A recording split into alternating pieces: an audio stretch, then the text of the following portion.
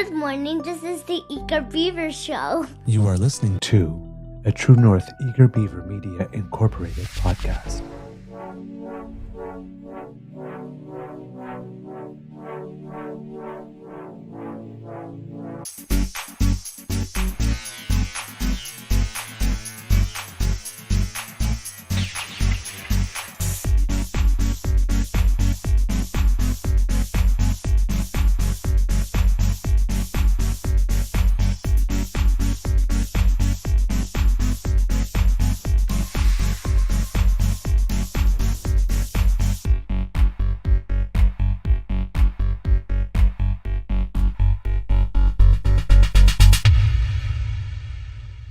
The True North Eager Beaver podcasts are proudly brought to you by our founding sponsors, the Misfit Mysteries from Corvid Moon Publishing, your source for science fiction, fantasy, and cozy mysteries featuring a broad diversity of characters, CanadianTarot.com, your uniquely Canadian online eclectic tarot community, and the Peppermaster, hot pepper sauces made from farm-fresh ingredients to thrill your taste buds and expand your mind.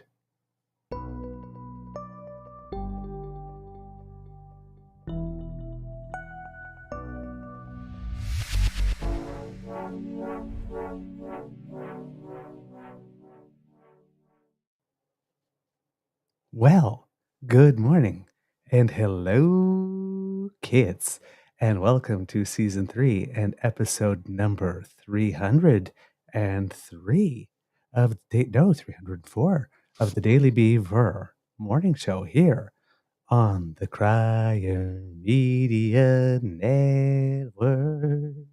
Yeah. Today, recording day is Friday. Thank God I'm Friday. January 26th, 2024, and it is a bit of a drizzly day here at the Beaver Lodge. Temperatures are already above zero, but some freezing rain falling. I can hear it outside my window. Today we have a treat for you. We have very, very, very special interview. Very special interview. Well, actually more of a conversation because we don't do traditional interviews. No, we like to have a chat over a cup of coffee on a Friday morning. Exactly. I'm your host, the Eager Beaver, pronouns he, him, hey, Mr. Beaver A, and as you can hear, with me is my dear friend, Mr. Grizzly. A big thank you goes to our podcast founding sponsors, the Peppermaster, the Misfit Mysteries from Corvid Moon Publishing, and CanadianTarot.com. Before we do anything else, Mr. Grizzly, how's your mental health today? You know, sir, I woke up at 5, like I normally do, and I was a little scronkly. I had tossed and turned throughout the night. I woke up at 2 a.m. with horrible heartburn. A bad decision to eat spicy quesadillas at 11 p.m.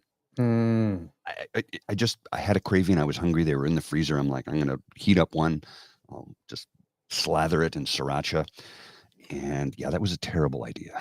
I'm having visions of Jamie Lee Curtis and True Lies. Make good choices. I did not make a good choice. And I'm going to regret it throughout the day. I guarantee you. My stomach is still kind of scronkly. So yeah, this could make for an interesting show this morning. But mental health wise, I'm feeling great. Like I said yesterday, that dark cloud of depression that has been hanging over my head for the last few weeks has been lifted. And I feel like myself again. As I said yesterday, despite having clinical depression and the medication I take helps me a great deal, there are times when the medication doesn't solve everything. And there are times when the depression kicks in. But what is different to me these days with the medication is that I still feel happy. I don't hate myself anymore. But I can go weeks with a little bit of self-loathing and a lot of feelings of emptiness and abandonment and despair. But not like they're not to the point where I can't leave my house. And those were, that's what it was like in the old days. I would take a sick day, and it was not because I was physically ill. It was because mentally I couldn't get out of bed. And Right. It's funny, we don't have sick leave for mental health. That's true. And, working in construction, there was no room for mental health issues back in my day. It's been 4 years since I've worked construction of any type, and I'm never going back to it because my body is broken as a result. But my spirit was broken as well. And now that my spirit is healed and that my mind is doing much better, thanks to meditation, and efforts to be healthy, and having a wonderful partner who has, just gone above and beyond to accommodate me when I'm going through a difficult period. Bridget, you have no idea how much I love you, babe. But sorry, I get a little emotional there. Let's move on. I don't All want to right. start crying first thing in the morning. It's Friday. I'm happy. We have a wonderful guest. I can't wait to meet him. Yes, I'm doing really, really well. I'm like that kid at Disney. I set my alarm to ring at a certain time, and I woke up half an hour before it was supposed to ring because, and even though, even though I prepared and planned everything, kids, Yeah. I sent everybody the links for everything last night before going to bed. For some reason, tech still hates me. So it kept Yes. on sending our guest and everyone involved the link to our YouTube So you could watch. restream rather than the stream from the participant in the interview. So had a little bit of panic about 5 minutes before going on air, but everything's smooth and settled now. So let's hey, let's introduce our guest. Our guest was born in Maniwaki, is a member of the Algonquin community, and I hope I pronounced this right, of Kitigan Zibi. He was the national chief of the Congress of Aboriginal Peoples from February 2006 to January 2009. He was named to the Senate in December 2008 by Prime Minister Stephen Harper, currently sits as an independent Algonquin senator, and he was the third youngest senator ever appointed and is currently the youngest sitting senator. He supported efforts to hold an inquiry into missing and murdered Indigenous women and girls in 2012. He actually performed an original song dedicated to these women and girls called Please Come Back to Me live on CTV's Power Play. A very vigorous advocate of accountability, responsibility, and transparency regarding Indigenous affairs.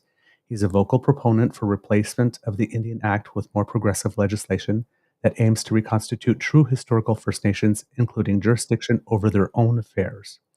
He has served in the Canadian Armed Forces, the Naval Reserve, HMSC Carleton, and has a second-degree black belt in karate, and holds a diploma in social sciences from Heritage College, and has also studied civil law at the University of Ottawa. And of course, as many of you know, if you've already figured out who it is, participated in a famous boxing match with the current Prime Minister before he was Prime Minister. And that match raised more than $250,000 for cancer research, Which is awesome. which is very, very awesome.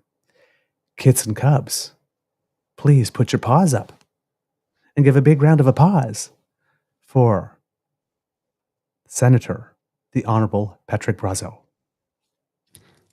There we go. Good morning and welcome to the Beaver Lodge, sir. How are you? Well, good morning to both of you, and thank you very much for that warm and kind introduction. Oh, we are so, so happy to have you. Before we get started on anything, though, when we have our guests, because I always ask Mr. Grizzly, how's your mental health doing today? How is your mental health doing today, sir? Well, thank you for asking.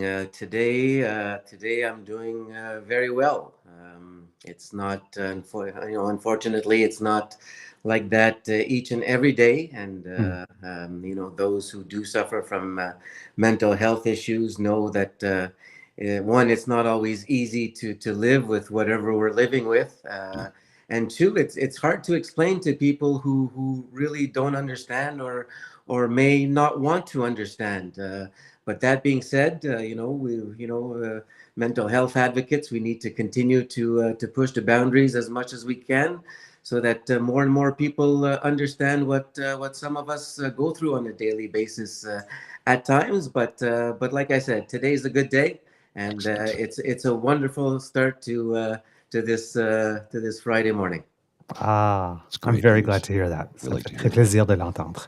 Well, and as you say, it's trying to describe to somebody who doesn't have a mental health issue what it's Mm. like to have one.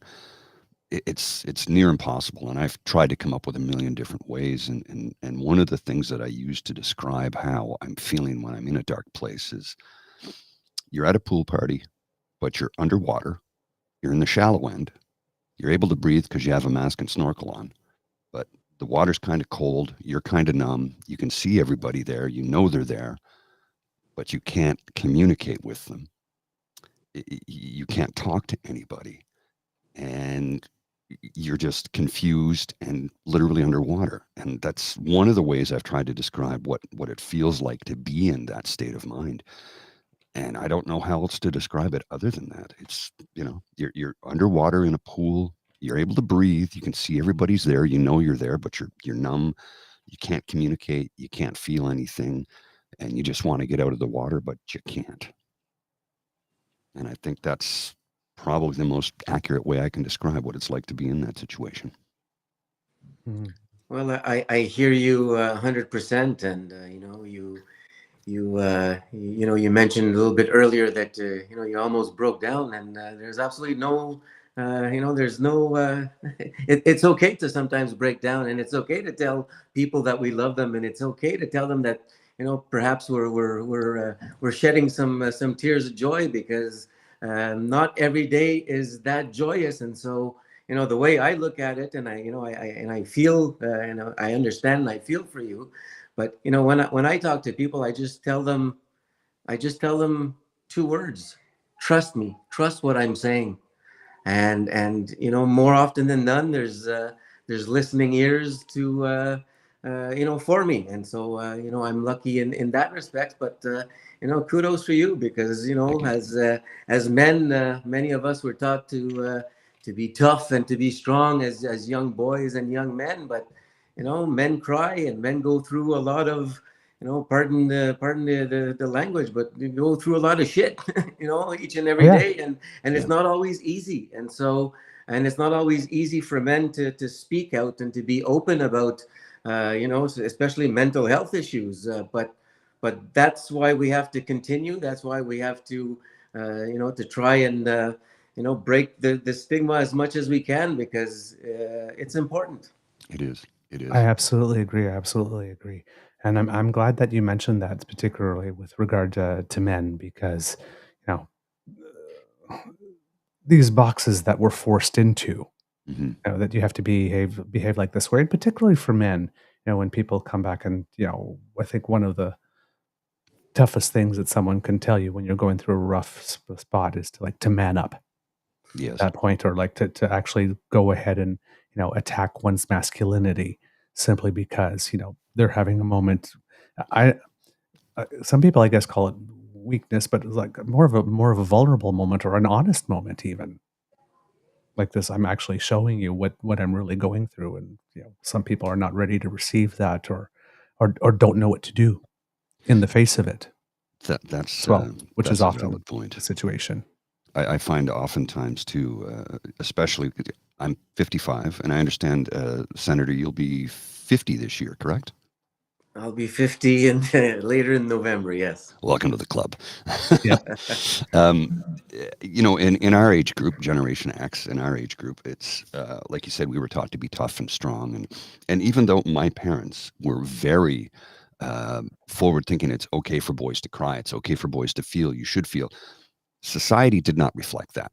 So, we were sort of pigeonholed into behaving in a certain way at all times and not showing our vulnerable side, not showing our weakness. We were allowed to have really two emotions, joy and anger. And times have changed. And I find Gen Z the ones who are really helping me to excuse me, adjust and learn how to be expressive in what I'm feeling when I'm feeling it. Because, I've worked with young people in their early 20s who are very forthright with, look, I'm having a really bad day. My mental health is not. And I'm like, the first time somebody said that to me, I was kind of, oh my goodness, I can't believe you just said that.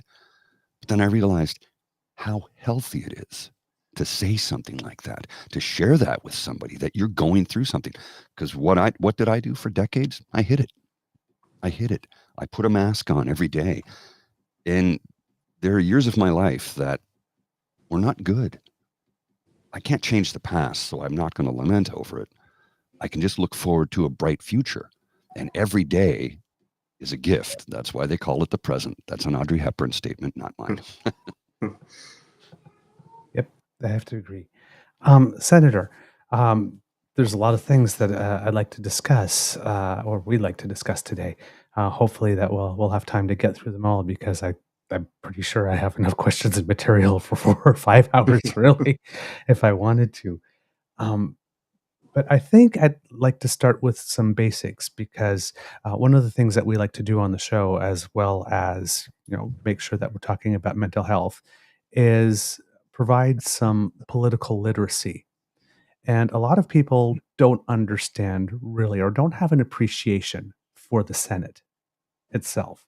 And I was wondering if you could explain to our listeners and to our viewers what is the work of of a senator and why is it that the Senate matters? Well, essentially, senators have the same, I guess, rights as elected members of parliament have, except that the Senate cannot introduce bills that would incur huge amounts of money. And so, we can introduce pieces of legislation like the government or other members of parliament can.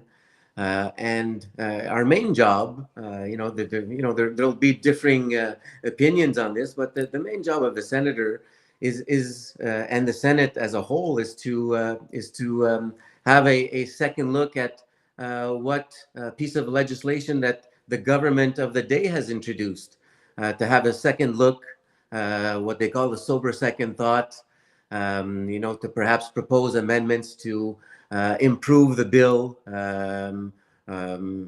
and propose some amendments going forward. And so, the job of the Senate is very important when, because it does have a second look at piece of legislation, because let's face it, members of parliament, their number one job is to get reelected.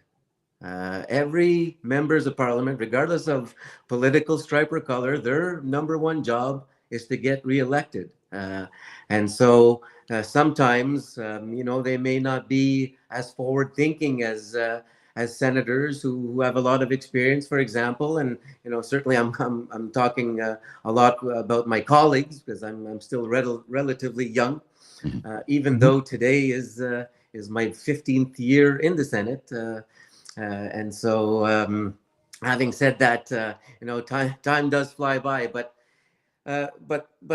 one thing that does not help the Senate is that because it is, because Canadians are relatively not well informed about the Senate, it has a bad reputation, and oftentimes, and when there's issues that happen within the Senate, then everybody calls for the abolishment of the Senate, and there's no need for the Senate, and a lot of people are just basically named there as political favors, and that for the most part has been true throughout history, but there has been some level of change in the past few years in terms of trying to name more independent senators. And so there's always, in my view, there will always be a role for the Senate of Canada, but there's always room for improvement. But like many institutions in Canada, change doesn't come by very fast or very quickly. It takes a lot of time. And so, people have been asking for the abolishment of the Senate since its creation. Um, but I always view the Senate of Canada as being a more powerful institution than the Senate in the United States, for example, because they have an elected Senate. And so, in terms of the members representing Americans in the House of Representatives or in the Senate, they're both elected bodies. Whereas in Canada, we have the elected House of Commons, and we have the unelected Senate. And I think that brings a good balance to different pieces of legislation that has been introduced throughout the years.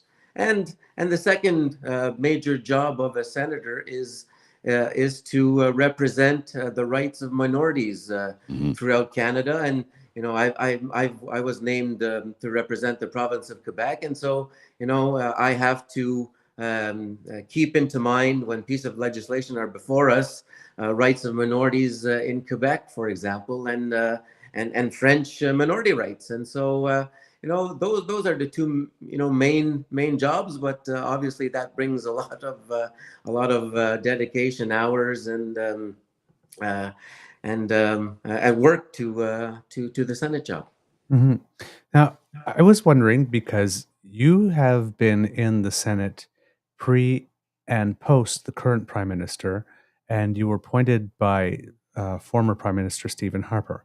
And one of his big policy platforms was the Triple E Senate that he ran on, and for many years, I think was equal, elected, and effective were the three E's. And it ended up being a case that went all the way to the Supreme Court because he was representing to Canadians that this is a change that he could make unilaterally, which was not the case. And the Supreme Court let him know.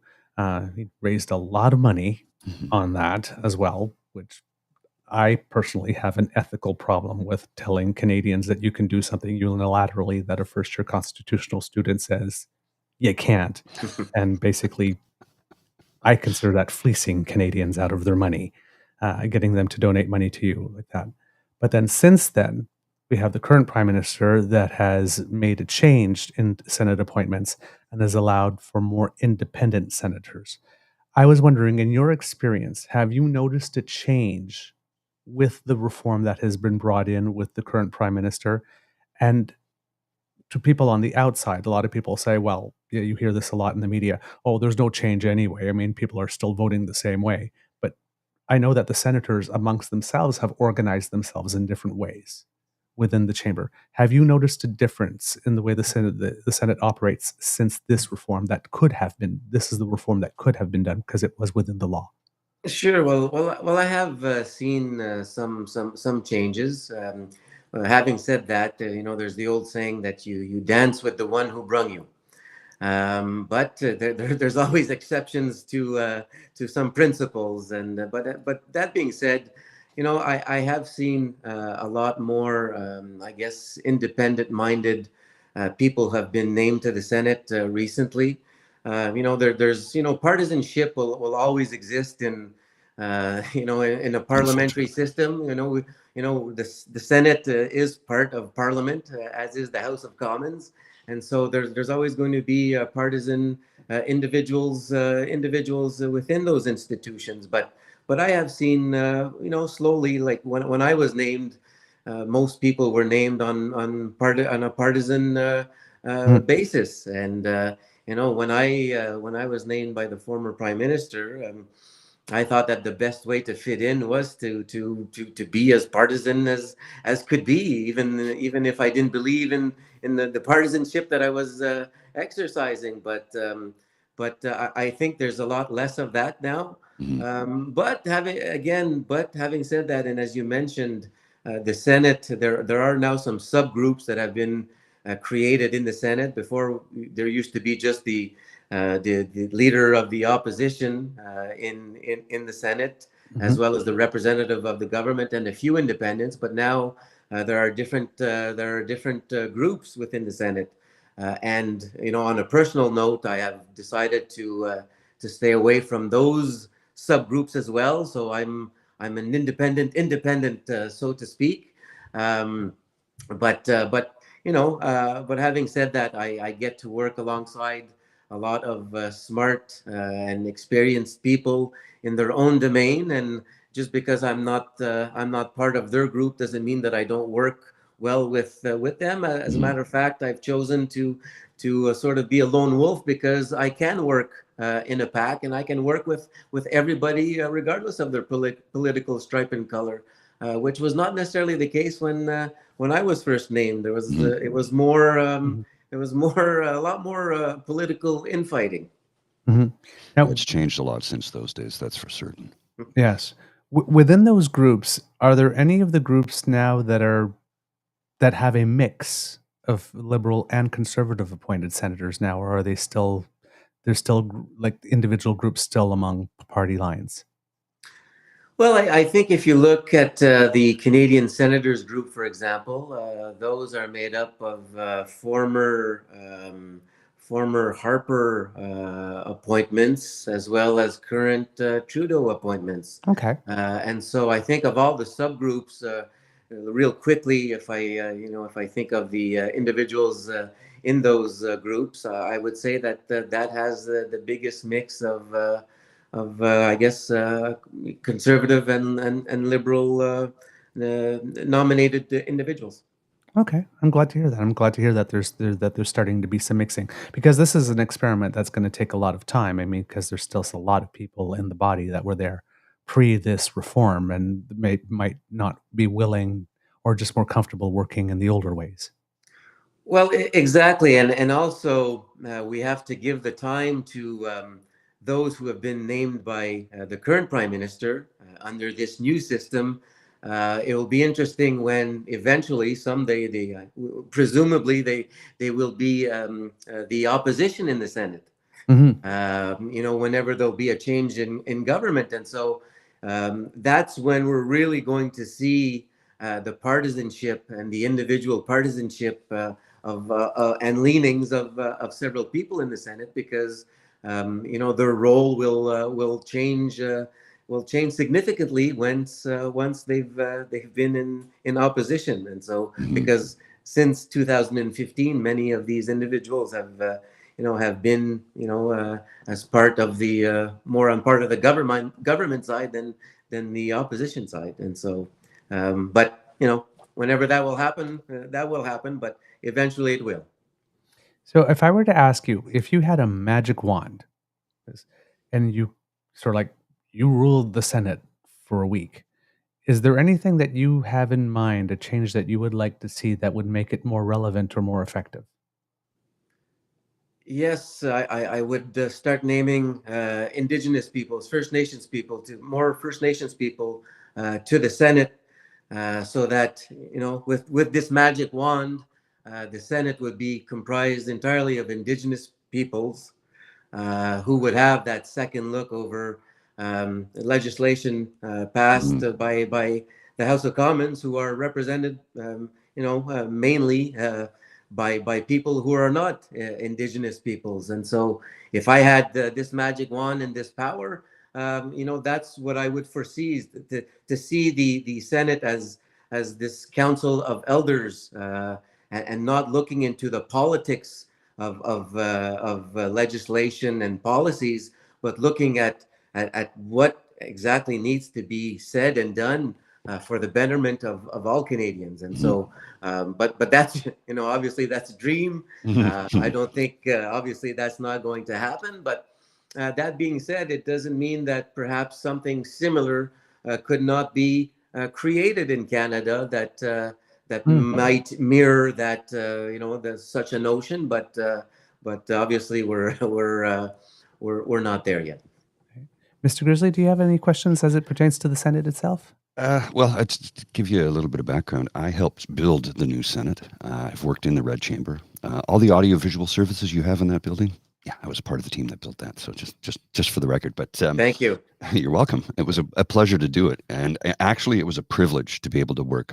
I helped with both the House of Commons. I wired that and set all that up in the new West Block, and spent 8 months working in the Senate. So it was a privilege to be able to do that. But that was sort of the tail end of my construction career, because I just couldn't do it anymore. But the question I have for you, sir, i- because you're an independent, and I'm trying to frame this correctly, because you're an independent, you now have, I think, correct me if I'm wrong, a much stronger voice in the Senate. And because, like you said earlier, there's no more of the partisanship. When you first got in, you were oftentimes, um, you said you voted or went a way that ran counter to what you wanted to do because you felt it was necessary to do that. But because now that you're an independent, you feel you have a stronger and louder voice in the Senate?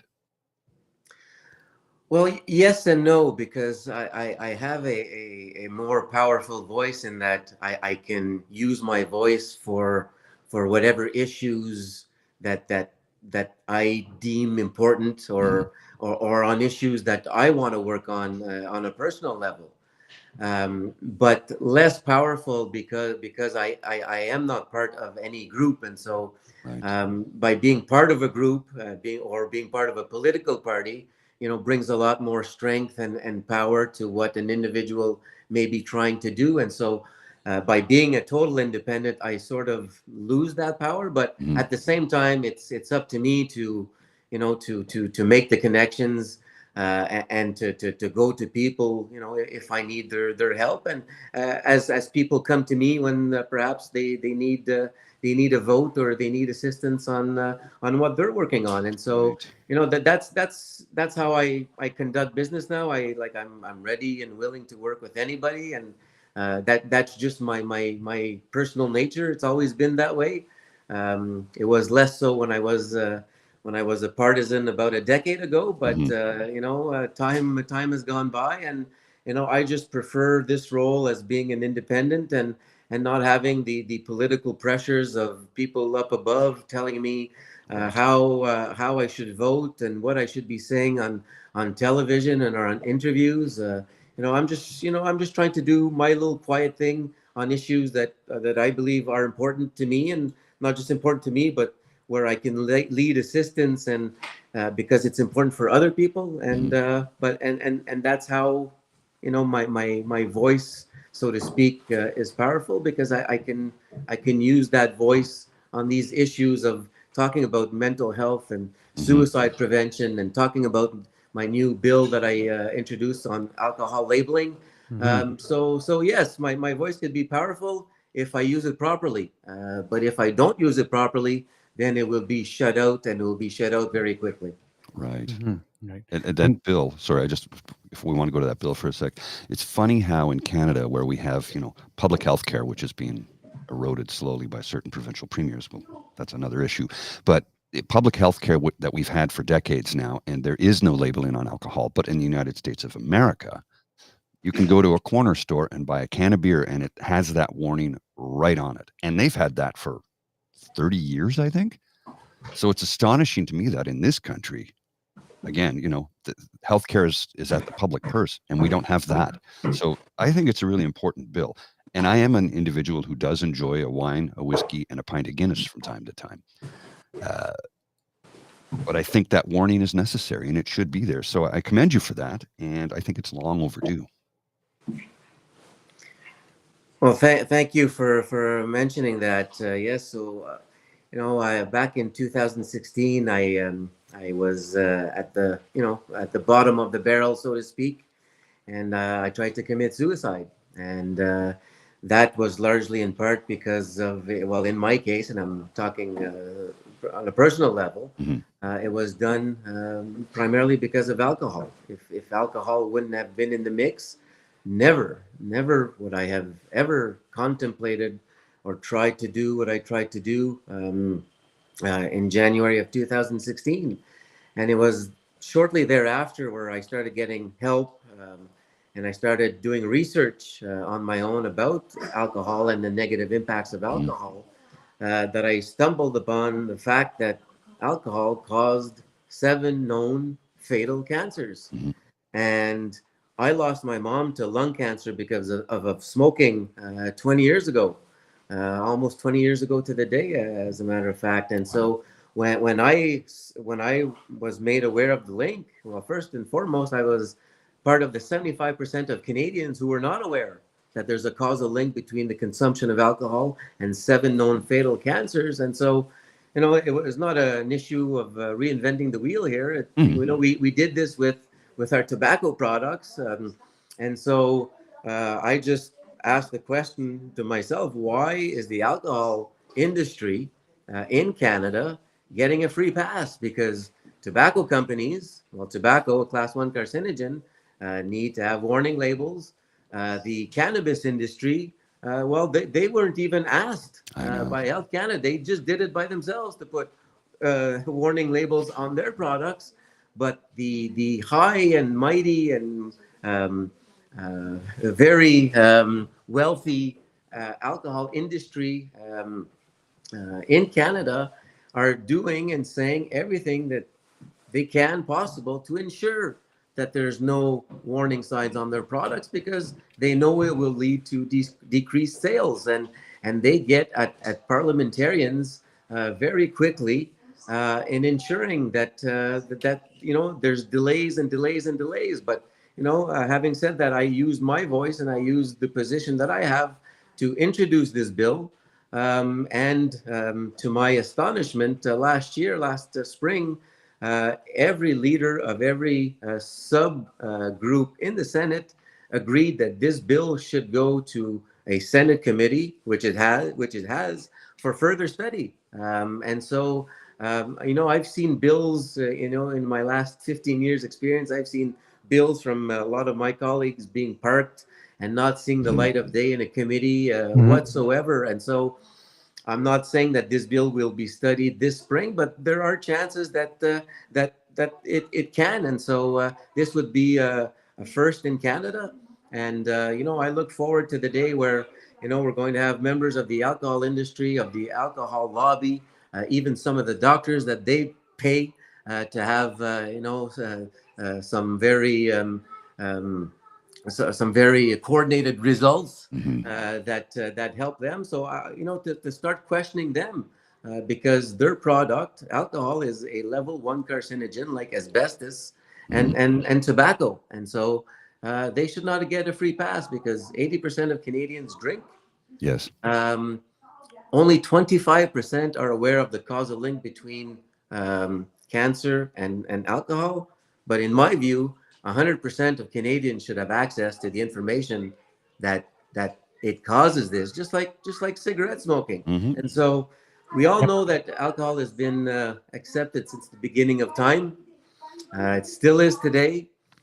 But I felt, because of my personal experience and because of the health science that exists today and has existed for the last decade, that there needs to be an honest conversation started about alcohol.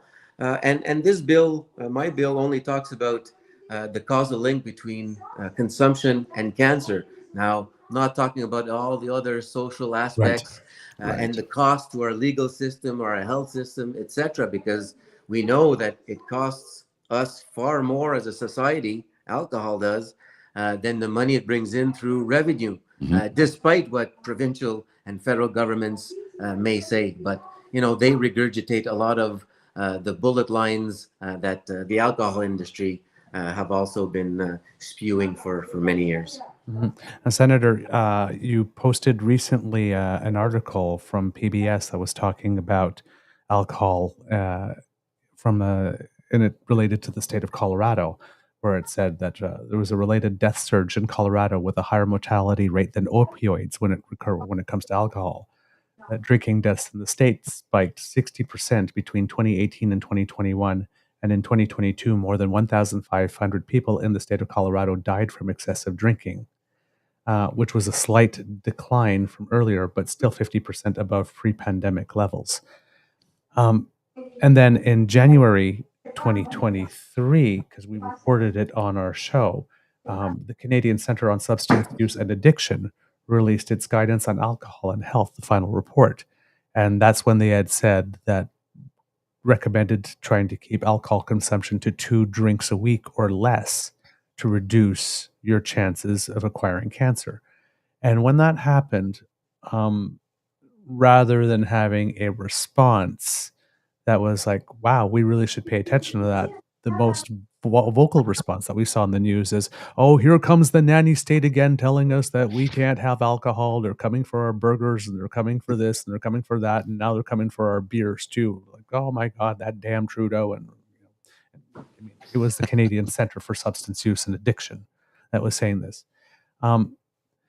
What was your did some of that initial reaction motivate you to push forward with this bill? Well, actually, timing-wise, it was great timing because I had introduced the bill in November of 2022, and the guidelines came out, I believe, in January of 2023, and so so the timing was kind of excellent. But you preceded the guidelines then. I preceded the guidelines. Yes, I believe they were supposed to come out in early November of 2022, but I think that they decided to hold back a few weeks. But all to say that the timing was great. The fact that I have about 5 or 6 colleagues who are senators and are also medical doctors has helped the conversation within the Senate, because let's face it, this is not an easy subject matter to deal with. It makes a lot of people uncomfortable, and this is not about the nanny state. This is nobody's coming to take any bottles away, any alcohol away. Nobody's telling people what they should be drinking or not drinking. I mean, I've been I'm going on sobriety for 4 years, but I'm not telling everybody should be sober. It would be a great thing, but it's just not possible. But what is possible is to have warning labels, and this is particularly important for First Nations people, where alcohol is very is a problem in many First Nations communities, and a lot of problems in many First Nations communities because of the post-general effects and trauma of residential schools. And people have to cope, and people turn to substances and alcohol to cope. I've been there. I've done that, so I understand that. But it's important that every Canadian should have the access to the information that alcohol does cause 7 known fatal cancers, and this is not made up. I mean, we hear about breast cancer in women today. Well, perhaps we could just start looking at alcohol.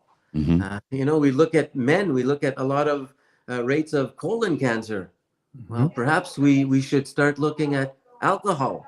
Um, and so, anyway, the data is all there. But what I found really interesting is that I think that by introducing the piece of legislation, that it has provided a forum for the medical community and doctors, in particular, doctors who are basically saying, finally, we have a forum where we can start talking about perhaps the data and what alcohol causes in terms of emergency room visits every day in our hospitals, and taking a lot of room for people who are sick. And so it's just to start having a discussion that should have been held a long time ago, but perhaps we weren't aware of this vital health information that we are today. And all I'm trying to do is trying to give back, because this is a fight against cancer. It's not a fight against the alcohol companies or whatnot. It's a fight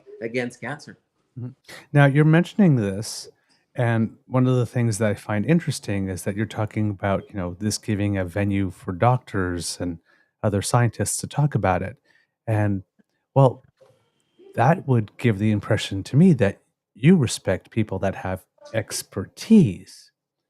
And it seems that right now we're in a current trend or mood where we're looking down our nose at experts, or we're being told that we shouldn't be looking at going to experts, that we should be focusing on extraordinary Canadians.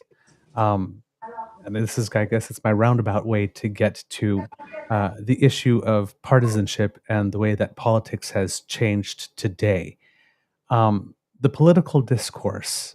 Now, politics is meant to be adversarial. The House of Commons, the Senate, like you said, is designed for partisanship. It's meant to be, I have my position, you have yours, we fight it out, we duke it out. I mean, there have always been insults. If you go back and read the answer back from the days of John A. Macdonald, whatnot, the things that people said about people back then, not nice, right? But and Sir John A. liked to imbibe too. Yes, but there is a trend where experts are out to get us. They're out there to tell us how to live our lives. They're there to take away our freedom. And with this bill, clearly it seems that you do not believe that. I'm wondering if you could tell us, from your perspective, what you think about the current political discourse, and particularly about the rejection of expertise. Well, first and foremost, I think the rejection of experts is a little bit far fetched and crazy. I think it's a little bit dangerous. But having said that, I think with social media, I think everyone is an expert today. Everybody seems to believe that they have ready access to information, and just because they read it somewhere, that it makes them the experts. But there's a lot of things that make people experts. Going to school and getting degrees and lived experience. Make people experts, and people's hard work throughout the years and decades make them experts. But I'm not going to talk too much about the politics today. I think I've recused myself from that, except to say, however, that in terms of an observation, I feel that uh, perhaps the traditional Liberal Party has gone a little bit more to the left, and the traditional Conservative Party has gone a little bit more to the right. That's what I'm sensing, engaging in terms of the discussions and what I see on social media, and the discussions I have with individuals on a day-to-day basis as well. I don't know if that is good for the country or bad for the country. I know that it causes a lot more, obviously, it causes a lot more divisions. And when you cause divisions, there's a lot more anger. And that's what I think we are seeing. And so, because, like you guys, I lived in a time where, perhaps a conservative voter would have voted liberal, and vice versa. Right? And I'm seeing a little bit less of that now, and perhaps the next election will be determining factor in seeing what I believe is needed, and I think that we need more of a centrist party. The Canadians are centrist for the most part, centrist people, and Canadian history have shown us that that's how Canadians are by and large. But I think the next election will be certainly in Canada an election between the right and the left. There's also a possibility that who knows, maybe the NDP and the Liberals will merge. There were talks about that 20 years ago, that never happened. And if you talk to the political insiders within those parties, they'll tell you absolutely that's not going to happen. But as I see the Conservative Party moving a little bit more to the right, and like I said, I've seen the Liberal Party move more to the left. Well, I don't think that it's inconceivable that this may happen before the next election, but it may not as well. And that's why I stay out of having political discussions, because anything could happen in politics, and nobody wants to hear a senator's voice on partisan politics. But I'll keep it at that. I strongly feel that um, political parties are going more polar opposites, perhaps because they have seen that it works in the United States. Whether we like it or not, they have seen that it works. And some of this perhaps has come into Canada. But like I said, we'll see after the next federal election to see what the voter turnout will be, what the results will be. And I think at that time we will certainly see if there will be a need for a more centrist party at that time. But that's my in my 15-year experience, that's what I'm seeing, and that's what I'm sensing today. Well, on the show, we believe in putting our biases on the table. So, I mean, I am a big, big, big, big fan of the messy middle. Always have been. Yeah, we're very centrist, left-leaning centrist, and cards are on the table. But we long for the days of a Joe Clark Progressive Conservative Party, even a Brian Mulroney Progressive Conservative Party, although I still have issues with his cancellation of the vaccination being created in Canada and his privatization of Air Canada. But that's neither here nor there. He was still a progressive, and Brian Mulroney was our environmental prime minister. The acid rain agreement he had with George W. Or no, sorry, George Senior, not W.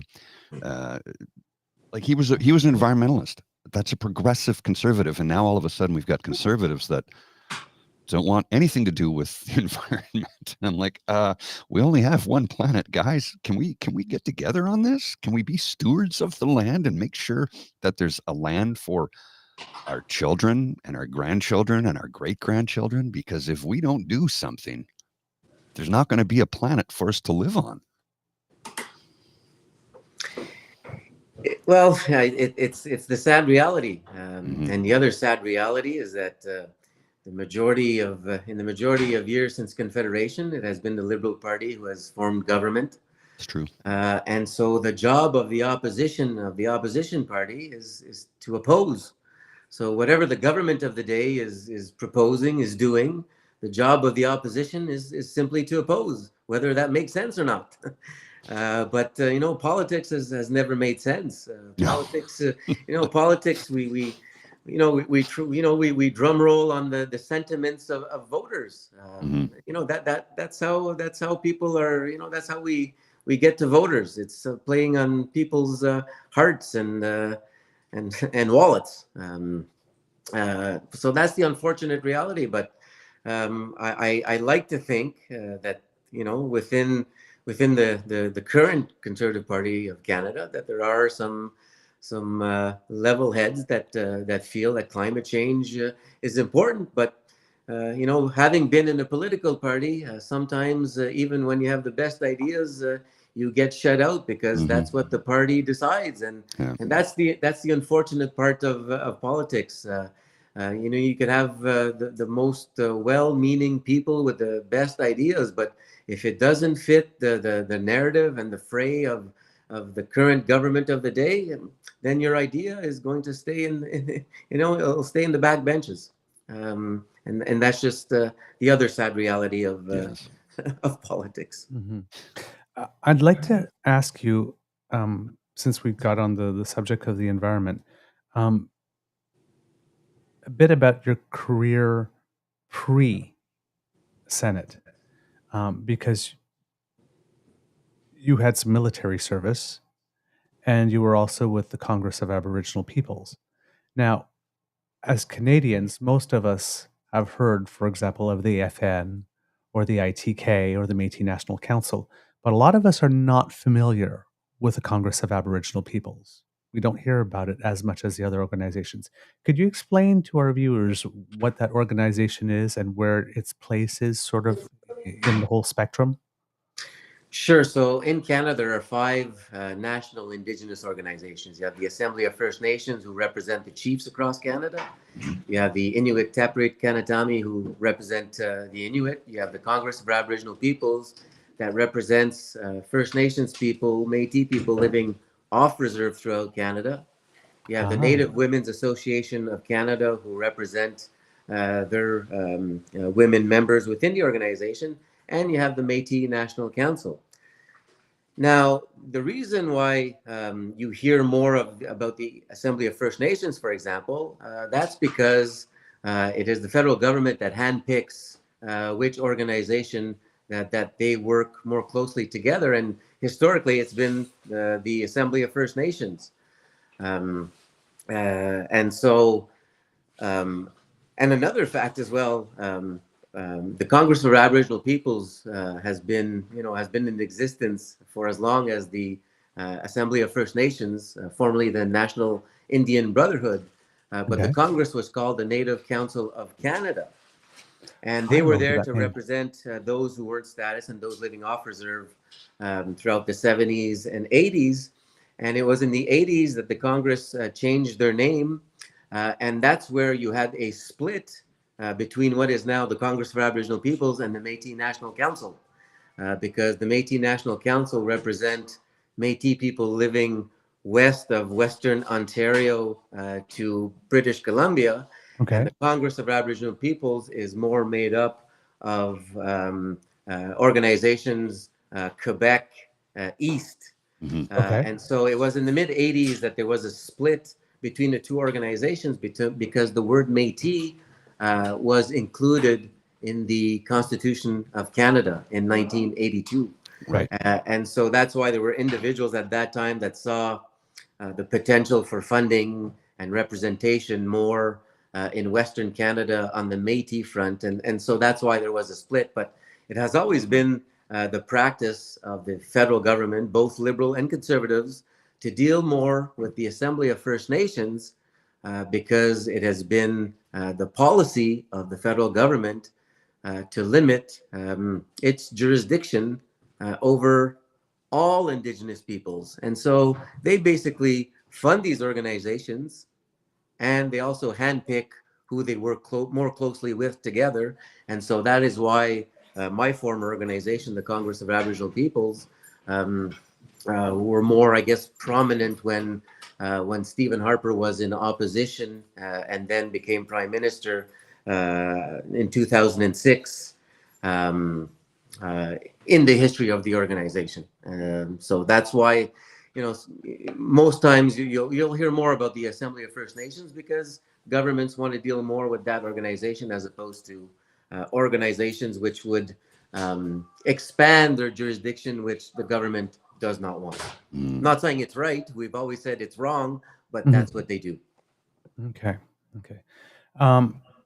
Now, your position with regard to the Indian Act is that it should be replaced with something better. What are you, not necessarily maybe you personally, but what are you hearing on the ground would be a better option than what it is that we have now? Well, for the last 20 years in particular, and I've been at this for 24 years now, but the last 20 years in particular, there hasn't been much of an appetite to replace the Indian Act because that's what people know. That's what people are accustomed to. And every attempt that has been made to replace the Indian Act throughout the years has been met with huge resistance.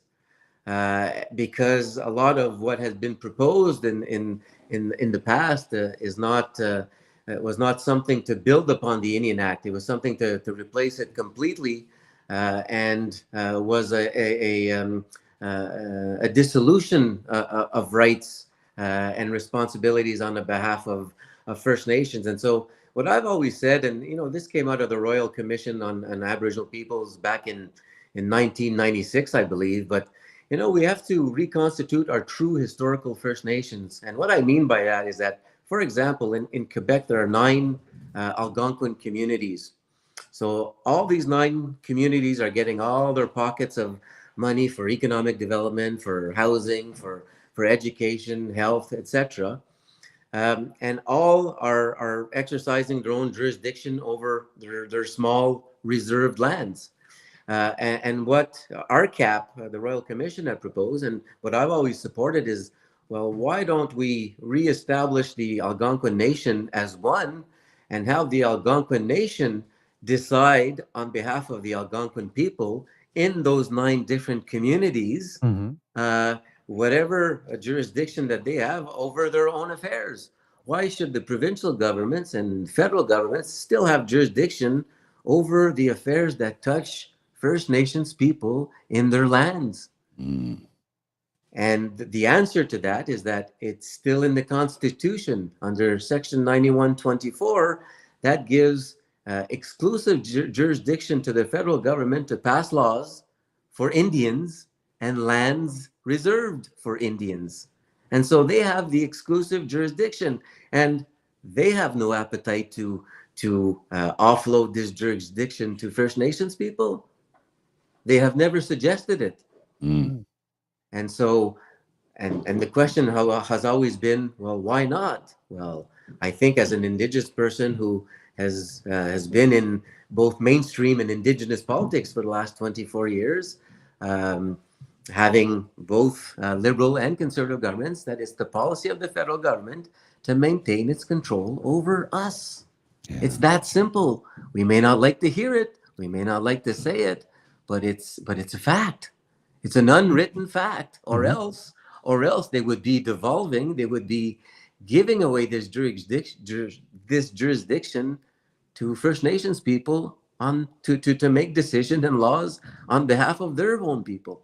But again, we're not there yet, and it's just mind-boggling that we still have this Indian Act, because the Indian Act, which is a law in Canada, is the most racist piece of Agreed. legislation in the Agreed. world. Agreed. In the Mm, world, yeah. gentlemen. Yeah. And we still have it. And the unfortunate thing is that there are many leaders across the country who, are not speaking about eliminating the Indian Act because, like I said, that's all they know, that's all they're accustomed to. And there's a lot of fear that if ever that were to be replaced, that more and further rights would be taken away from First Nations people. And so going forward, there's also an onus and responsibility on behalf of First Nations people to reconstitute those nations and to come up to the federal government and say, okay, we got our stuff together, we got our shit together, now we're ready. We Right. we are the Algonquin nation now. We're not just Kitigan Zibi or Barrier Lake. We are the Algonquin nation, ready and willing to sit down, negotiate, and start having jurisdiction over our affairs. So it wouldn't be sort of like almost like ironically having a confederation of those 9 different places and then operating as a nation. Well, just like it was before the arrival of Europeans and the imposition of the Indian Act and the Canadian Constitution. I mean, that's how nations practiced, their everyday lives, exercise their jurisdiction over their own, and so it's coming back to old ways, but it's coming back to old ways in a contemporary, modern way where people like I don't want to use the word municipalities because it scares people, but there's nothing wrong with using that word in my view because your municipalities exercise jurisdiction over their own fields of jurisdiction, and so there's nothing wrong with that. That's the way it should be for First Nations communities as well, and not just areas of jurisdiction that the federal government allows you to have control over or joint control over. Now, I'm glad that you mentioned that because it's sort of like a two-part question. Is the current government has had a particular focus with reconciliation, and very, very recently we've seen a greater devolution of powers to the territory of Nunavut. I'm wondering if you can give us your sense of the particular act of devolution to Nunavut. Is this a good thing? I know it's still limited, but is this a good step? And have the actions that have been taken in the name of reconciliation so far, yes, I know a lot of them have been more symbolic than anything else, but there seems to be a greater buy-in from the Canadian public than there was before, at least that I remember, that these are things that should be done. Are you noticing a tangible change? Has there been some improvement? Are we on a better path, even though we're like so far yet from where we need to be? Well, first and foremost, in terms of the development of jurisdiction, I think it's always a good step. It's always a good thing when people who have been asking for greater control over their own affairs actually get it. Now, they may not have gotten everything that they wanted out of that deal, but it's something, and something is always something that you can build upon. So I think it's Right. a great thing. In terms of this whole discussion about reconciliation, I think that the current government is doing a huge mistake. And I think that, because several years ago, the federal government, and when I say the federal government, I mean both liberal and Right. conservative. First of all, they denied the many facts about residential schools, the mass graves, Yes. for many decades, my father, when he was growing up, the governments were completely denying these facts, that these things were taking place. Right. And, when I started working for the Department of Indian Affairs as a summer student in 1999, and shortly thereafter, I started reading statements of claims from Indigenous peoples that went to residential schools. And my job was to take one pile and of statements of claims and put one pile in, I believe them, and here's another pile, well, there may be questions. I was a summer student, an Indigenous Algonquin summer student, and I'm just doing my job. But this is the first time that I was made aware that these issues took place in Canada. Mm. And so let's just fast forward now. In 2008, there was the residential school apology from the former prime minister, which again was not the end all be all, but was a great first step. And I had the opportunity to witness it in the House of Commons when that took place, and I was able to speak in the House of Commons at that time as well. But I think that what the government is doing is they're forgetting a step, and we can't just go to truth and the truth part and go to reconciliation.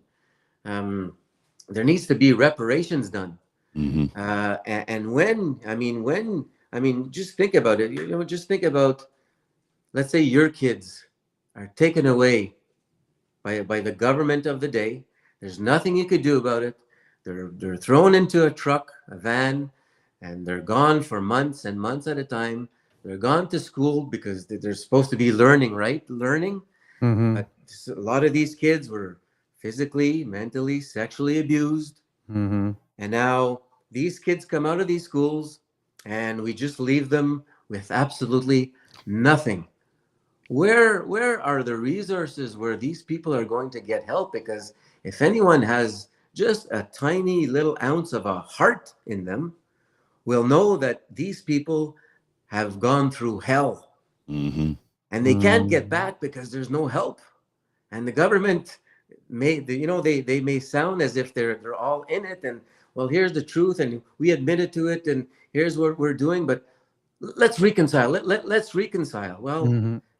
you have to repair, because there's a lot of people who came out of those schools who weren't the best individuals, not because of their fault, but weren't the best individuals to cope with life, didn't become the best parents, and that feeds to another generation. Unless you break the cycle, this is fed to generation after generation. And so when you set the bar very high, like this prime minister has, well, it's set up for unfortunate circumstances. I agree wholeheartedly that he has done a lot in terms of the conversation. I think that he's opened up the door for more Canadians to be not only more knowledgeable, but more caring about the plight of Indigenous people. So wholeheartedly, I firmly believe he has done that. He has opened that door. But at the same time, I think that a lot of things that he has done are more symbolic than things that will change the actual life of an Indigenous person living in Kitigan-Zibi, for example. Um, but when you open the door, and sometimes when you set the bar that high, well, people have to try and attain that bar. If they don't, well, then they'll be quickly called out on it. But as with anything, time will tell. I think, like I said, I think that he certainly opened the door wide open to have those greater conversations, because those certainly didn't exist 20 years ago. So to his credit, I think time will tell, and perhaps in another 10 to 20 years will be more telling in terms of what actually opening up this initial door will have done. But there are so many more things to do, and but what that will entail, who knows? But all I have to say is that the issues that existed 20 years ago, in terms of poor socioeconomic conditions, Still here. have not Mm-hmm. changed. And No. the reason they have not changed is because First Nations leadership change. They're elected every 2 years under the Indian Act, some four if they opted out of it. So that leadership change. Members of Parliament, they change. Cabinet faces change. Ministers of Indian Affairs change. So everybody in the system changes very quickly, and people often forget. But what does not change is the bureaucracy. What does not change is the actual policy of the government of Canada, which Canadians aren't aware of because it exists solely in the bureaucracy of Indian Affairs. It's unwritten. But as Indigenous people, and as somebody who's been there for more than 20 years and have looked at different members of parliament, different ministers, different political parties leading our country, the policy is the exact same. It's to limit the jurisdiction. It's to limit the financial burden of Canada over Indigenous peoples. That's why they still control who is a status Indian in Canada and who is not. And I've said this time and again, but it's easier and it's faster to get a passport in Canada. You could get one in 48 hours, but to get a status card, it takes between 6 months and 2 years. And lo and behold, my two children, I have 6 children, but my two youngest, 8 and 5, they've been waiting 3 years for their status card. Oh, come on. That's ridiculous. And that, my friends, is And you're a senator. an unwritten policy of the government of Canada is to limit the status population. See, that blows my mind because you're a senator, and it's like, is there anybody under the sun in this country that does not know that you are? Yeah. I mean, this one should be a no-brainer. You would be surprised that and perhaps it's because I've been in both mainstream and Indigenous politics for 24 years, but you would be surprised that at I guess the lack of knowledge about issues pertaining to Indian affairs. Some of my colleagues have made mistakes in words that they've used and speeches that they've made because they've been fed lines by the federal government for way too long. And even Indian affairs, we have to break down some barriers just to get some common sense notions going, because the majority of Canadians aren't aware of the inner workings of Indian affairs, and if they did, I think they would have a problem with it. But politicians tend to stay away from Indian affairs because there's not too much of an interest in it. No, it's almost like what you said near the beginning about having the Senate be almost like a council of elders. If the Senate was fully Indigenous, there would at least be one body there that would be looking at this project over the long term, looking at a long term, so that when faces change and whatnot, we're not starting back from zero all over again. Well, there wouldn't be a need for those 5 Indigenous organizations that I mentioned earlier if we were to have such a body where we would have Indigenous peoples, having that type of mandate. But like I said, it's just mind-boggling to me that the federal government funds these organizations, and if these organizations decide not to play ball with them, then they're going to pay. They're going to suffer. And I can say that because I was part of one of those organizations, and I was part of that system, so I know how it works. Well, I mean, obviously the roadblocks are put up intentionally. Elaine's comment here: I ran into roadblocks getting status years ago because I didn't know ancestors' names in original language, only knew the anglicized names. That is an intentional roadblock, and it's mind-blowing to me. My nephews are Métis. My brother-in-law, it took him years to get his card. Years. And here's the best part. He works on Parliament Hill. He works for the PCO, and it took him years to get his status card. And it's like, and you're talking about your children, and like, oh my God, how is this even a thing? It's 2024. Can we not get our shit together, Canada? Like, this is just mind-blowing to me. And this is not the first time I've heard this. And it's still, I'm still exasperated at the idea that this just continues to go on. The roadblocks are there. They're there intentionally. It's to keep us down. And I say us, I'm not part of the community, obviously. I'm like a super white guy, but it's to keep people down, keep people in their place, keep them under the thumb, if you will. And it's like, come on, this can't stand anymore. It's got to change.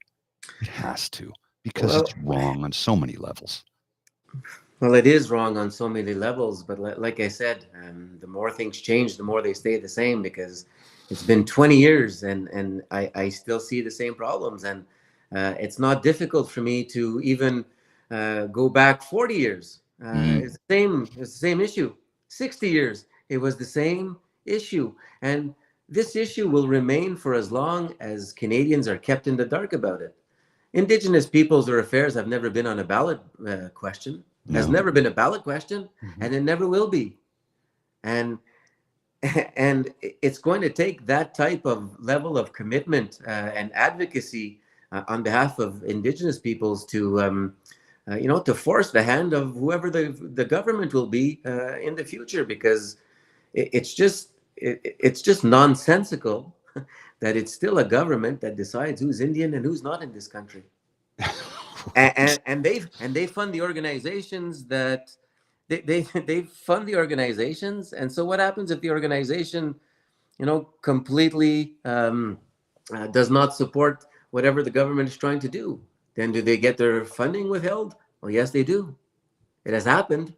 But the majority of Canadians don't care about this because they don't know, and they've just been fed the lines that Indians are just a bunch of drunks and this and that and freeloaders, and it's just crazy. What even as a senator, the things that I hear from sometimes everyday Canadians: "Oh, you guys are lucky you don't pay taxes." Oh, really? Really? Well, I pay taxes. Yeah. I pay well, people who live on the reserve may not pay taxes, but at the same time, they don't own their land. Yeah. Did you know that? Did you know that they don't own their land because it's federal crown lands reserved for them? That's why we call them reserves, because it's lands reserved for them. They don't own that land. That's why they don't pay taxes, just like any other crown lands.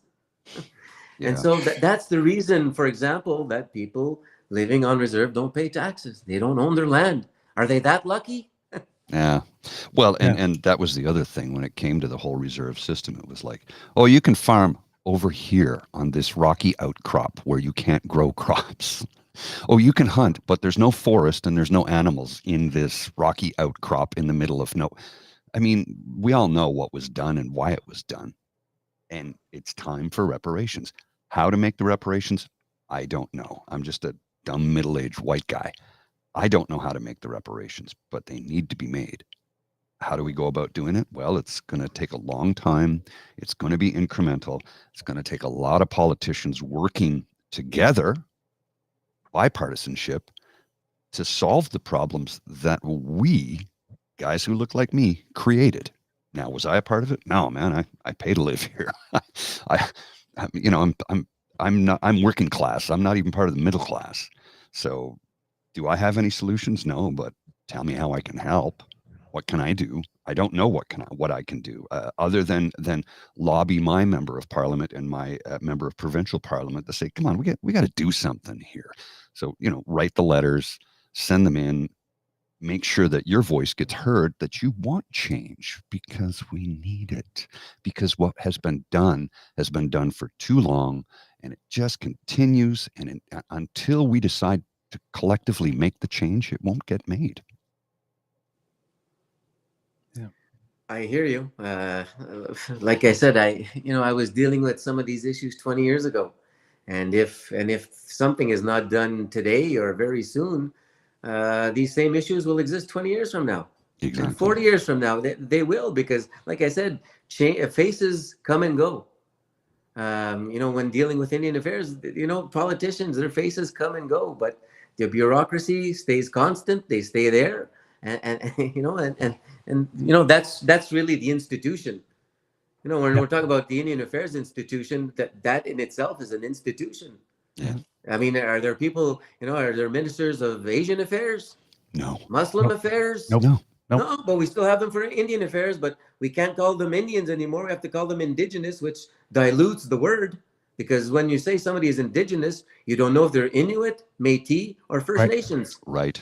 And so that's why when I use the word, I mean everyone, but when I'm talking about First Nations people, I use First Nations, because because the relationship between First Nations and the Crown, the government, is a bit more important than the ones with Métis. Mm-hmm. Yep. And in the Constitution, they're spelt out differently. There's actually a section for each of the three specific groups. Well, in terms of the definition, yes, in Section Yes. 35, it says that it says that not the Indigenous peoples. It says that the Aboriginal peoples of Canada includes the Mhm. Indian, Inuit, and Métis. Mm. And the mistake that many Canadians make is that, oh, well, the definition says Indian, Inuit, and Métis, so it's the Assembly of First Nations, the Inuit, and the Métis and the MNC Yeah. that represents those people. But that's historically not true either. Right. There are 5 organizations that are funded by the federal government and recognized by the federal government, but unfortunately, it's the same government who picks and chooses which Indians they're going to work with. Yep. Now, Mr. Grizzly asked to mention something, and it's something I'd like to pick up on. For people like us and our viewers and our listeners, is what can we do to push that ball forward? If we've bought in like this and we believe that needs to be fixed, what can we do? Well, again, it was mentioned. It's writing a member of parliament, regardless of what their color and stripe is, because we all need each other in this life. Yes, we do. Right now we have a liberal government, but they need the opposition to be strong to be able to do things. We all need each other, and so that's why it might be a tedious exercise. It might be what some people call it does it's an exercise that doesn't bring anything, but it does. If you put pressure on your member of parliament to do things, then it requires them to answer you if you write them, and it will require them to take a stand if you ask for it. And so the more and more people are flooded with these letters, and so that they can take their own caucuses when they meet and say, okay, well, we're getting an influx of letters. Okay, we need to do this on this. Then at least perhaps the parties become more educated and involved in policy making. Because right now, if I look at the current policies for Indigenous peoples of the major political parties, there's not much going on there, and so we need to get these political parties to have clear policies in the future that will actually change the lives of First Nations people and will not just be symbolic, because that's what we've been more accustomed to in the past several years. Mhm. So writing your members of parliament, that's basically the only way, in terms of non-Indigenous participation. That's really the only way effective way that I can see. You could always try and get involved with organization and trying to work in terms of what they're trying to do as well. But members of parliament, that's key. I mean, that's if people get. I mean, I used to be part of a political party. Uh, and my participation in that political party at least gave me a little bit of power to have a few bullet lines into their actual policy. Um, but but it takes a long time, and it's done at a snail's pace. Incrementally, right? It's Yeah. like you say, snail's pace, baby steps. Yeah. Baby Senator. steps can take you a long way. Yeah. It's true. Indeed. Yes. Yeah. Once you pile them up. Yeah. Add them all together. Right. The journey of 1,000 miles begins with one step. Exactly. Senator, if we may get a little more personal, because you're very candid about things that you've been through and personal struggles. Yes. And it's almost like your career as a senator can be defined as like pre-2016 and post-2016. And a lot of, I'm reading the comments here, and it's one of the reasons that we wanted to have you on the show is you've been through a lot of things that in a regular political career, if you had to show up for a mandate every 4 years, you probably would not be in parliament now. But because you have the benefit of being a senator and it's an appointment for an extended period of time, you've had time to grow in the position and you've been in the public eye for a long time. And people have gotten to see your journey, the good, the bad, and the ugly. We have viewers and listeners. We had a note from one of our listeners before you came on that said, if you have Senator Brazeau on, I really want to be part of this. He's one of the people who helped me through my recent personal crisis, and I'd love the chance to talk to him. He's been where I was, and his advocacy has been of tremendous help personally. There are people that have stared into the abyss. Not all of them have come out the other side. But those of them who are still with us, identify with you in many ways. And they are very impressed with where you are now compared to where you have been. And I'm wondering, in that, I don't know this personally, I'm hardwired for optimism. But when you are looking at the abyss, and there's a lot of things that happened, right? I mean, there was the Senate expense scandal, and you seem to have been particularly singled out. I wonder I remember why. when that was happening, because there was 3 senators that were singled out. There was Senator Wallen, then there was Senator Duffy, and there was you. And Senator Wallen, and we didn't hear much of. Senator Duffy had a trial. But you particularly were singled out. You were, I think, ejected from the Senate, I think, for about a year. And 3 years. 3 years, that's true. And you did not, like Senator Duffy or Senator Wallen, have a past with a broadcasting career, and tons of opportunity to earn some money and bank some money. You had to go out and hustle during those 3 years. And there just seemed to be a pile-on.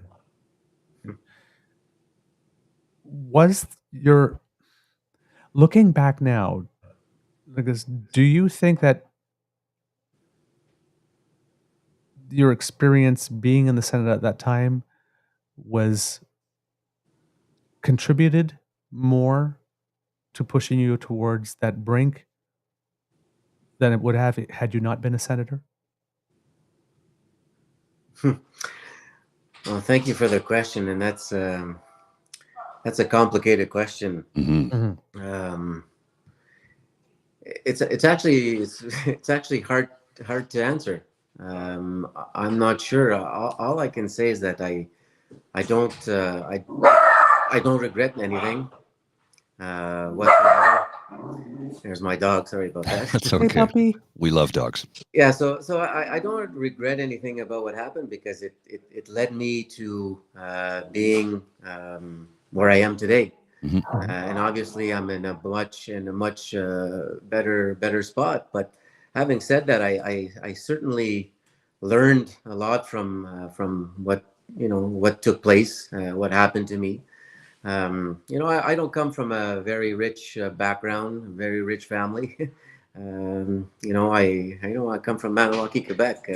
My parents were just hard workers, but we certainly don't come from a family with a lot of money, and we had to work for what we had, and the same holds true for me today. I mean, I thank and I count my lucky stars each and every morning, even though it's not may not be a joyous morning, but every morning is more joyous than some of the ones that I saw at some point in my life. But I just took everything that happened to me in a negative light. Going through the justice system, the whole 9 yards. I mean, it wasn't necessarily easy. I made some bad personal decisions as well, which I owned up to. I took responsibility for, and Yes.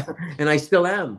And respect for that. But I would be lying if I regretted anything that I ever did, because, like I said, if I had not went through some of the things that I did go through, I might not be the person that I am today. But having said that, it it hurt that I got charged by the Senate, Mm-hmm. because whether people like me or don't like me, irregardless. But I think people know that when fairness is exercised, and when it's not, it's not. And I took it very hard to be charged with what the Senate, what the Senate said that I did, because I did not do anything that they said. As a matter of fact, I asked permission to the Senate administration if I could get reimbursed for my secondary housing, and they had told me yes, and for a year I was claiming secondary residence, which I was told I could do, and then all of a sudden, because of politics and partisan politics, well, I was essentially thrown under the bus. And but that being said, I count my lucky stars, because I've been at this long enough to know that there's a lot of people who've been thrown under a political bus and they have not made it back. Mm-hmm. And so you're quite right. If I would have been in an elected position, I probably wouldn't have that job anymore.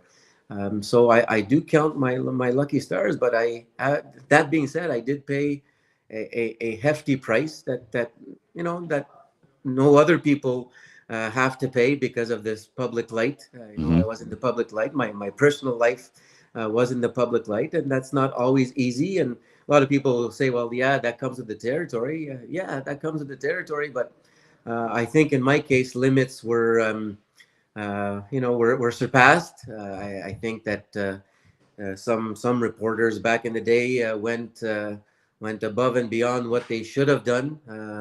Even on a moral level. I mean, harassing, my 80-year-old dad at the time, or 75-year-old dad at the time, is not cool. Is not okay. But I wouldn't change anything, because I'm in a much better place today. I'm trying to use my position the way I should have used it at the beginning. But that being said, I was named at a very young age. Some people ask me if I was named too young, and I always respond by saying, yeah, perhaps. Mm-hmm. But there's perhaps the other part which people don't know, and perhaps it was the Senate at the time that wasn't ready to receive me. And so there's two ways of looking at it, and so I've just taken all my personal experience, and I'm just trying to do the job as best as I can. I've been dealing with a lot of health issues since 2016, some pretty serious health issues. Mm-hmm. So when I'm feeling when I'm up to par, I'm at work, but unfortunately I've missed a lot of time because of health issues. But today we're still good to go, and when we're good to go, we got to try to make the best of it, and that's what I try to do on a daily basis. I can identify with what you're saying to a much lesser degree. Like I try and form my thoughts here. Everything I've done in my past brought me to where I am today, so I wouldn't change it, because I wouldn't be this person that sits here in front of you today. But I have an inkling of what it's like to be placed in the spotlight and have your whole life picked apart. A much smaller degree, of course, and it's not easy. I mean, I was getting death threats and people telling me they were going to bring harm to my person because I stood up for my friends and neighbors. It wasn't easy, but I don't regret it. I've had some people say, "You've made it your whole identity." No, I'm owning what I did. It's not my identity. I did it. I don't regret it. I have to move forward in my life. So I can really identify with what you're talking about. How, yes, I made a lot of mistakes along the way, but regrets, not really. It made me who I am today. So, sir, I completely, and we've interacted on Twitter a couple of times, and you've always been so kind to me in your response, and each and every time it's like, this is a guy who has journeyed and gone through hell and back and come out the other side smiling and happy and looking forward to the next new day. And that gives hope to a lot of people. Somebody like me I've stared into the abyss. Not going to lie, I have. thankfully, I didn't go that route, and I'm still here. But those dark thoughts, they never leave me. They never leave me. They're just random thoughts. You'll be sitting there watching a hockey game with my partner, and all of a sudden, this thought just comes into my head from nowhere that says, "Go harm yourself." I don't act on them, and choosing not to act on them is just that. It's a choice. But I know what it's like to stare into the abyss, and I know how difficult it is to step back from the edge and change your life for the better. Me starting medication on the best possible time on earth, February 28th, 2020, just a month before the whole planet shut down, I was at my darkest period in my life. Every day was a struggle. Every single day. I did not want to live here.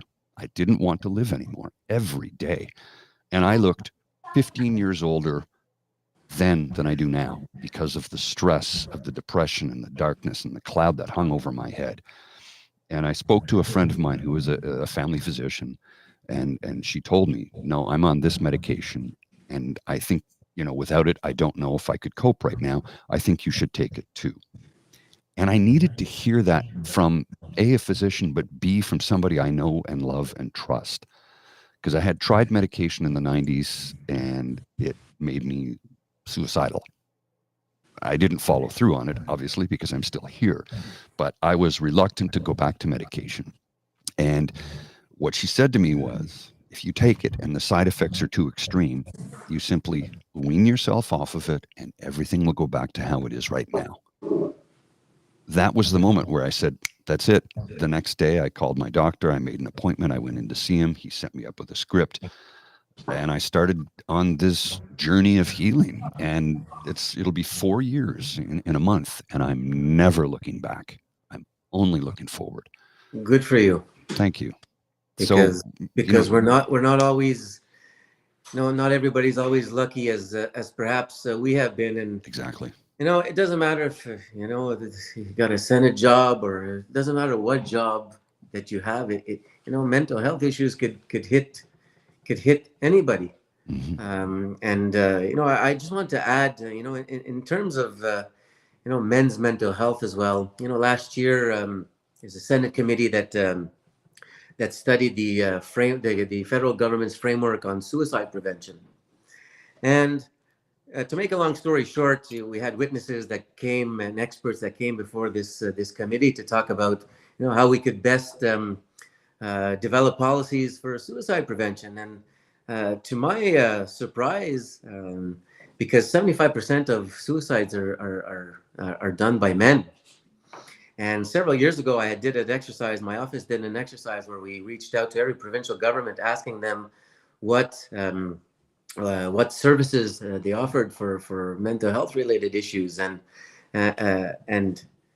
in terms of what exists for women and men, and it's not to make it's not a us versus them kind of thing, but there are not too many programs and services that are out there for men dealing with mental health issues. And so I had proposed, because none of the experts proposed, that perhaps we should have a specific focus, gender-based analysis focus on men when dealing in suicide prevention, because 3 out of every 4 suicides are committed by men. Yet we're not giving this focus to men, because why? Because are we continuing this crap that we're supposed to be built tough, and we're supposed to to hold everything in and then react smoothly when things go astray? No, that's not the way things work. And so I was happy that for the first time in Canadian history that we have a GBA, but a lens on men for a change. Because if we want to reduce the number of suicides, well, let's start focusing on men to reduce it. And the same applies with First Nations people and Inuit communities, where some Inuit communities, which is home to some of the highest suicide rates in the world, by the way, but they could go up 25-27% compared to non-Indigenous peoples. Yet there are very few programs and assistance and help to help Inuit people in communities. And same with First Nations. And so if there's no help, how are people going to get out of these situations? And like I said, I was a lucky one. Mhm. Because I think on a personal level, I was ready for the change. I wanted it. I didn't want to go back to the bottom of the barrel again. And that's why the biggest decision that I made in my life, speaking for myself personally, obviously, is I quit drinking. It was at the beginning of the pandemic. It was on March 27th, 2020. I saw myself like things that shut down. I'm like, oh, I'm going back to where I was once, and I don't want it anymore. And that's what did it for me. And I've never looked back since. But having said that, doesn't mean that I'm well every day. Doesn't mean that I'm happy every day. Doesn't mean that just because just because I quit drinking that life is that much better. Yes, it is, but there are still some problems, and Mhm. it's not just it doesn't matter who you are, doesn't matter what your background is, doesn't matter the color of your skin, doesn't matter how much money you have. Mental health issues can hit you at any time, and sometimes even when you're not seeing it coming. Yes. And if you don't see it coming, that's where it's too late. Mhm. For many men, if they see it coming, they do something to change it sometimes. But like I said, this is why we have to speak out more and more. We have to break down those barriers, and the stigma will always exist as long as we let it, and we shouldn't. Do you know that amongst, sorry, just give me a second here, Mr. Beaver, amongst the highest rate of suicide related to a particular field of employment or field of work is in the construction and trades. The highest. And there's an initiative that started out in the UK by a gentleman. His first name is Fred. I can't remember his last name. He has a YouTube channel called the B1M, and it's about construction. And he started to talk to young men in the trades to get them to open up about what they're feeling. Because let's face it, most men have nobody to talk to when they're hurting. There was a TikTok series about a year or two ago where a young woman said, when you're feeling at your lowest point, who do you talk to? And the response was overwhelmingly nobody. Nobody. And these are young men on TikTok, not guys my age, guys in their 20s, early 30s. They have nowhere to go. They have no one to talk to. We got to change that. Well, back in my day, if I was having trouble with anything, and if I happened to tell a friend, it was, well, hey, let's go drinking. Yeah, that We'll was, forget about it. Come on, yeah. let's go out drinking. And but neither of us knew that once I got back home and the fun was over, that then I became more depressive and I felt Mhm. more badly about myself, and the situation had worsened.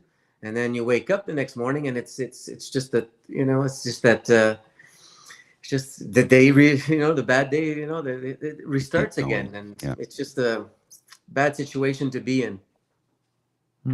Senator,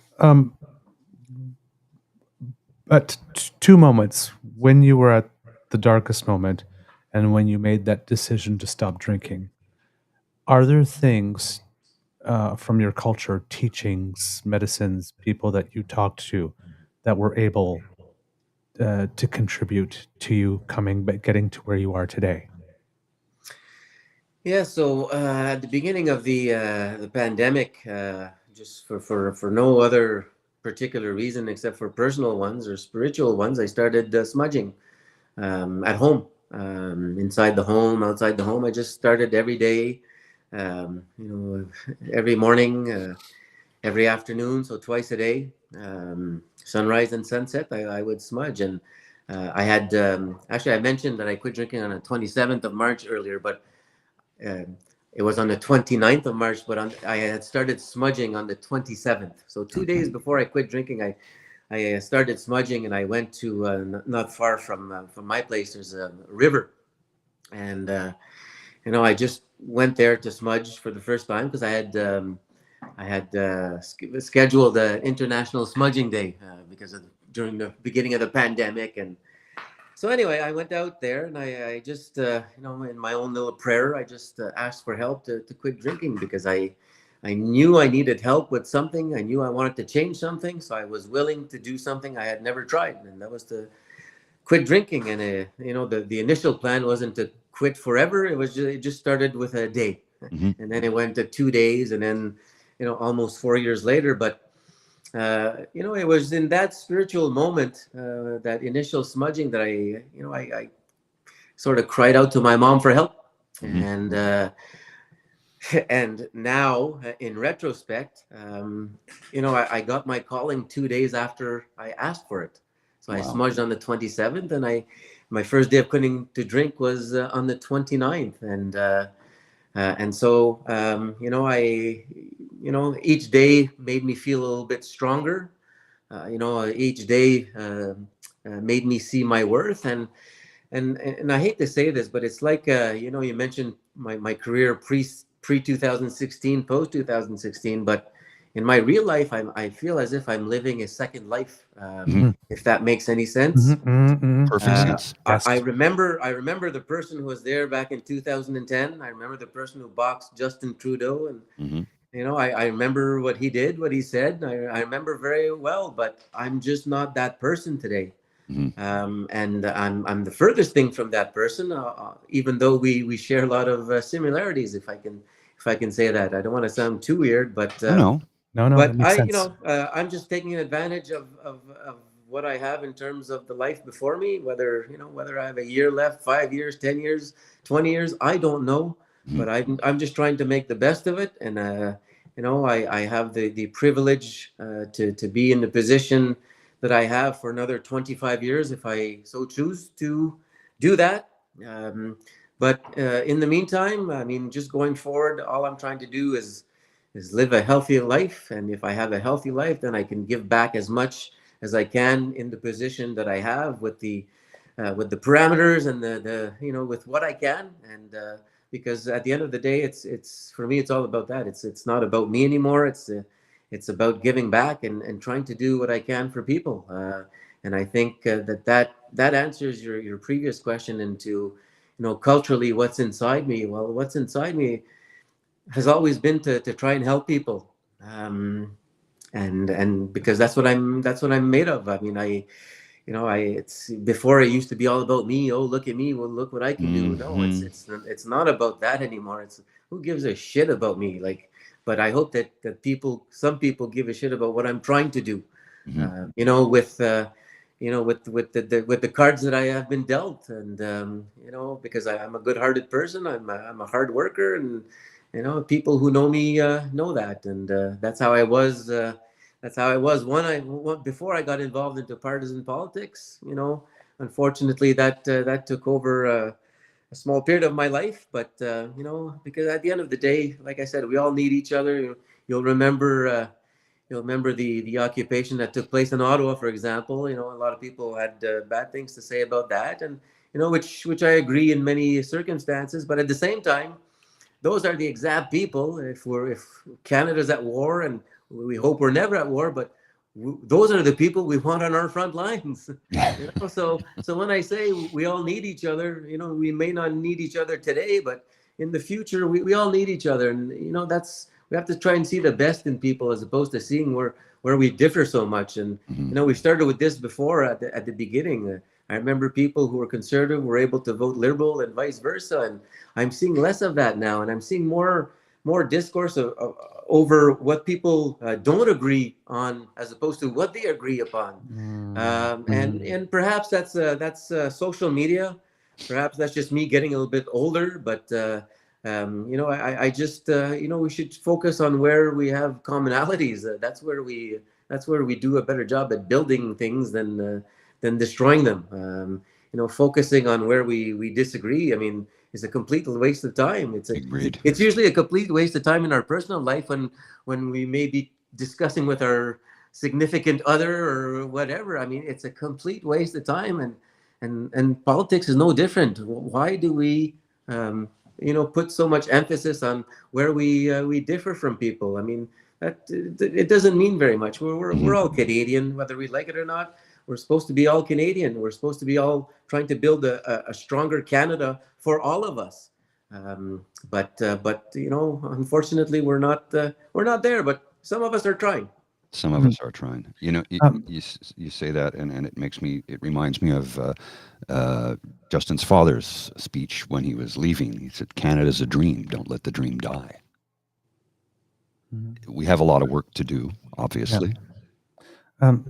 Senator, you mentioned something in that response that resonated with me when you were talking about a you that existed then, that you recognize, you admit was there, but it's almost like with every step that you're taking on your journey, you're getting further away from that person and becoming the person who you are.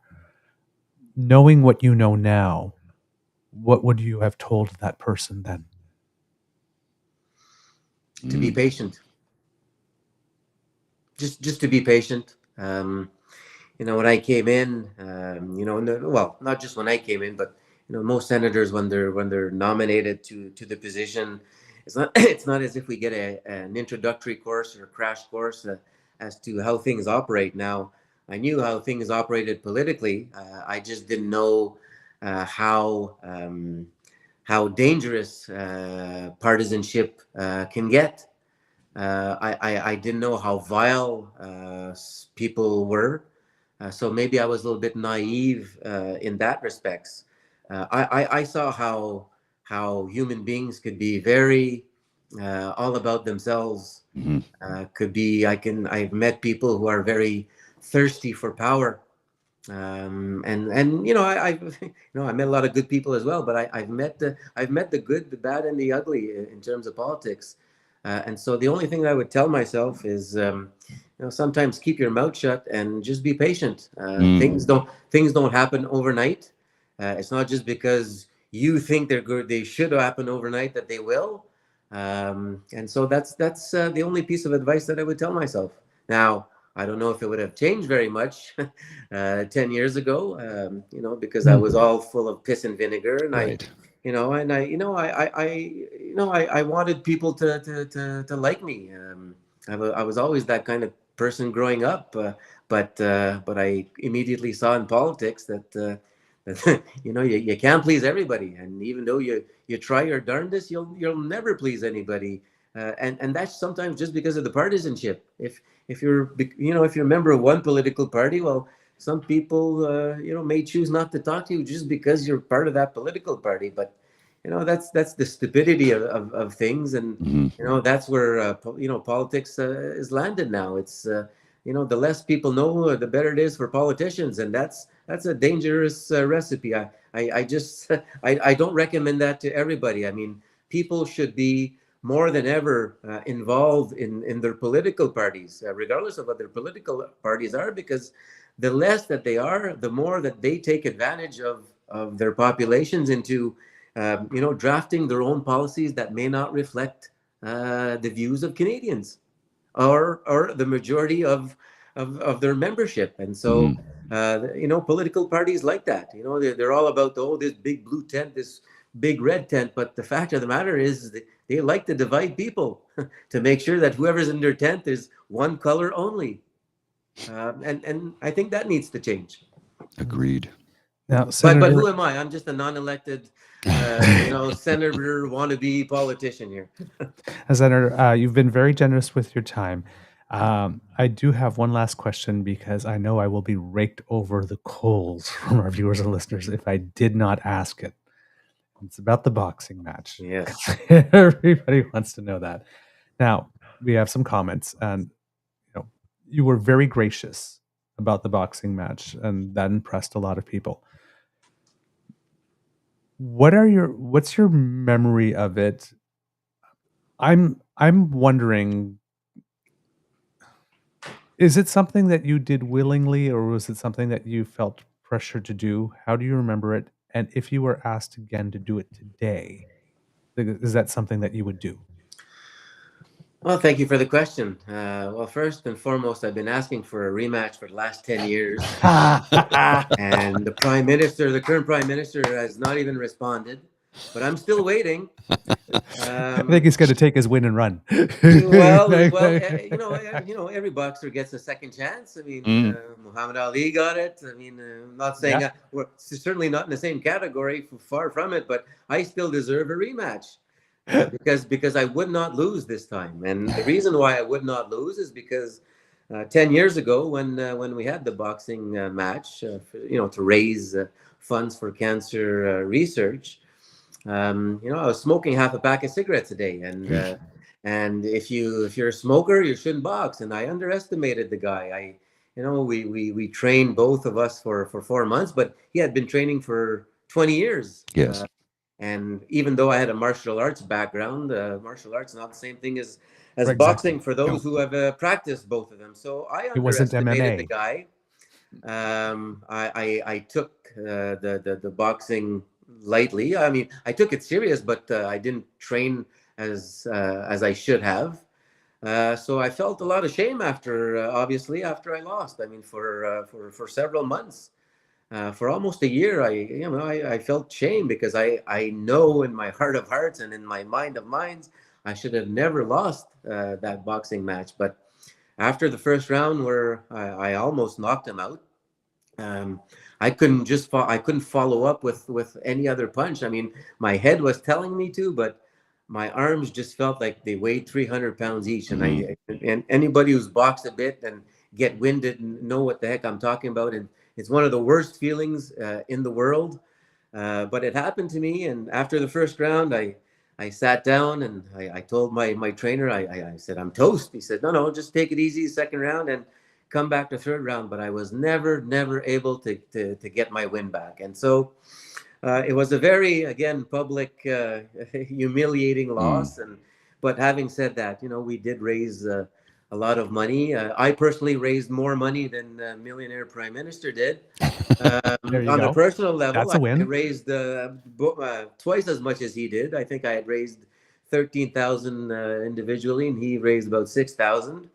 But I'm ready for the rematch. I'm glad I did it. I would do it again, just because I think it was a good thing for politics at the time. It was.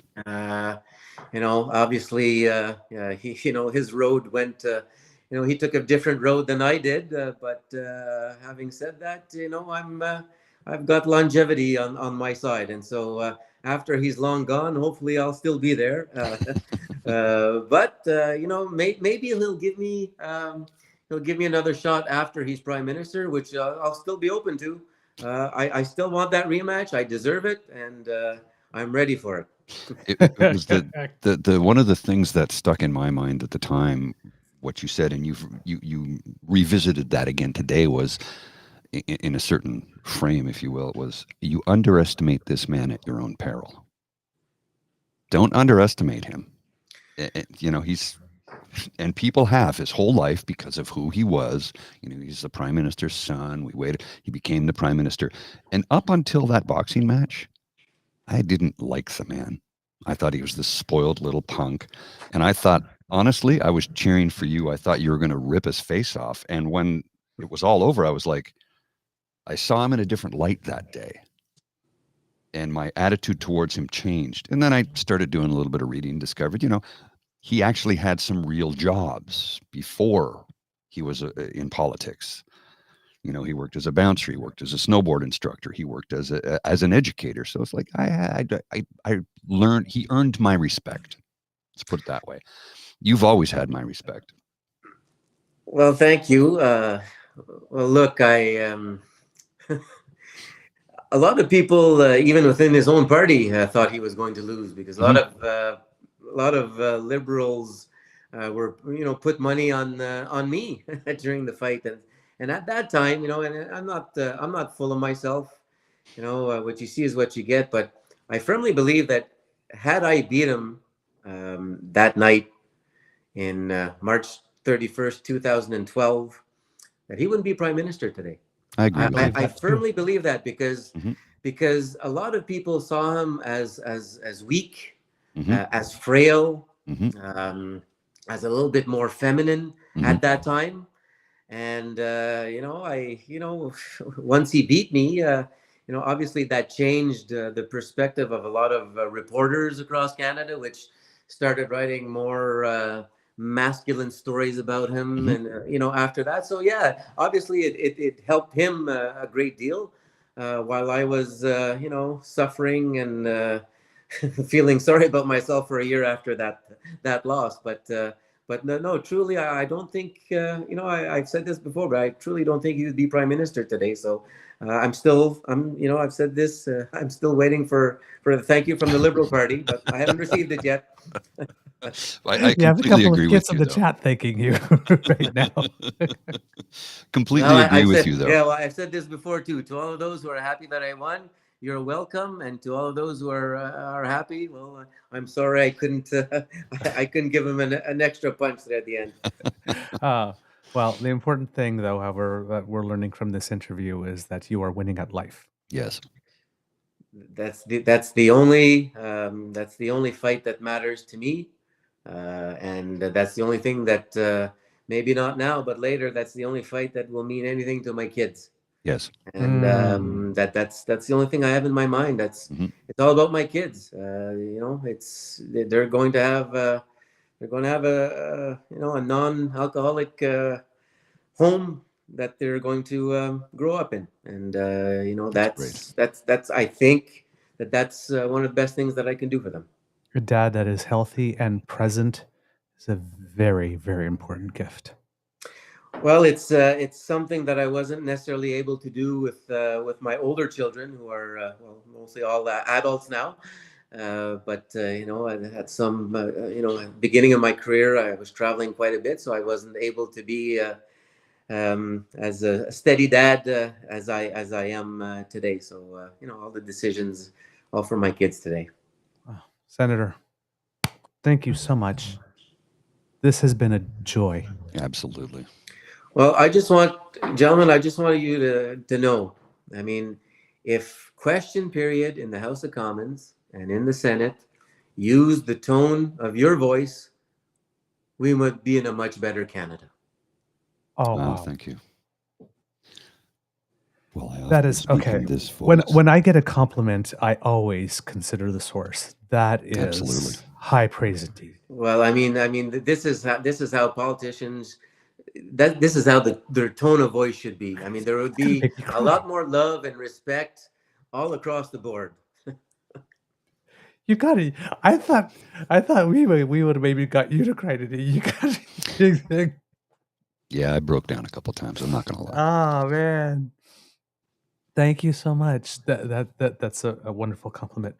Senator, we know that a Democratic official's most valuable and precious asset is their time. You've given us a lot of it. And we thank you.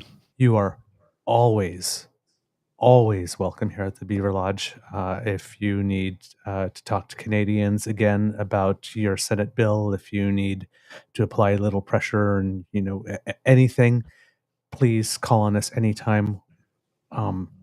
You have a home here. Well, that's so wonderful to know, and just know that I will certainly take advantage of that in the future. I think what you guys are doing is incredible. I love watching, and when I had the opportunity to be on, I quickly told my staff to get a hold of you guys, and let's get this conversation done, because I love having these types of conversations. I know that it can help many people, and there's nothing wrong with nothing wrong with that. No. And let your colleagues know we'd be happy to have them too. Will do, absolutely. Oh, thank you. This has been such a wonderful gift. I'm not quite sure how to end this elegantly, so I will just wish you a wonderful day. And thank you to Debbie and Michelle. They've been a pleasure to deal with. Well, that's why they are working with me. They are certainly a pleasure to have them as colleagues. And I really very highly appreciate of your you. verbiage there, sir. I appreciate what you just said. They're working with me. They don't work for you. They work with you. I'm no one's boss. I'm a colleague. I'm a work colleague. That's collaboration right there, man. You ever want to get together for a cup of coffee? I'm just over on Elgin Street. Absolutely. Right. Have a most wonderful day, sir. Thank you so Well, much. have a wonderful day and enjoy your weekend, guys. Thanks, All you right. too. You take care. Bye-bye. Cheers. Bye-bye. Oh, Wow, what an awesome individual. And I love that he expressed how, the same thing same feeling. I own my past. Everything I did there got me to where I am today. And that's important to own it. Yeah. Don't regret it. It got you to where it got you here. How you got here is not important. The fact that you're here now is what is important. Yeah. Right? Yeah, absolutely. Like this, I'm,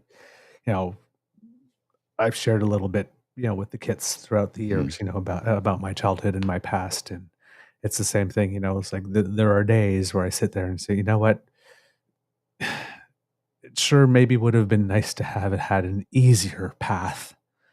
But yeah, I am the sum of my experiences, and I really like me.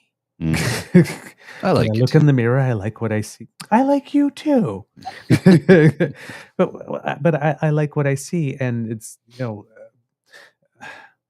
I don't want to say absolutely no regrets, but in one way, yeah, absolutely no regrets. Yeah. Well, we've all done things in our past that we're like, oh, I could have done that a certain way. But Yeah, I have to go. When you've made a mistake or you've harmed someone, you learn from the mistake, you move forward and do better. When you know better, you do better. You say that all the time, and I agree 100%. When you know better, you do better. So moving forward, accepting the things that we've done in our past. Some of them we're all, we all have our embarrassing moments, but it's brought us to where we are today. And that's the important thing. We're here, we're present, we're in the moment, and we're trying to make the world a better place. I mean, as we often say on the show, none of us, and listeners, viewers, this applies to you, none of us are our worst moment.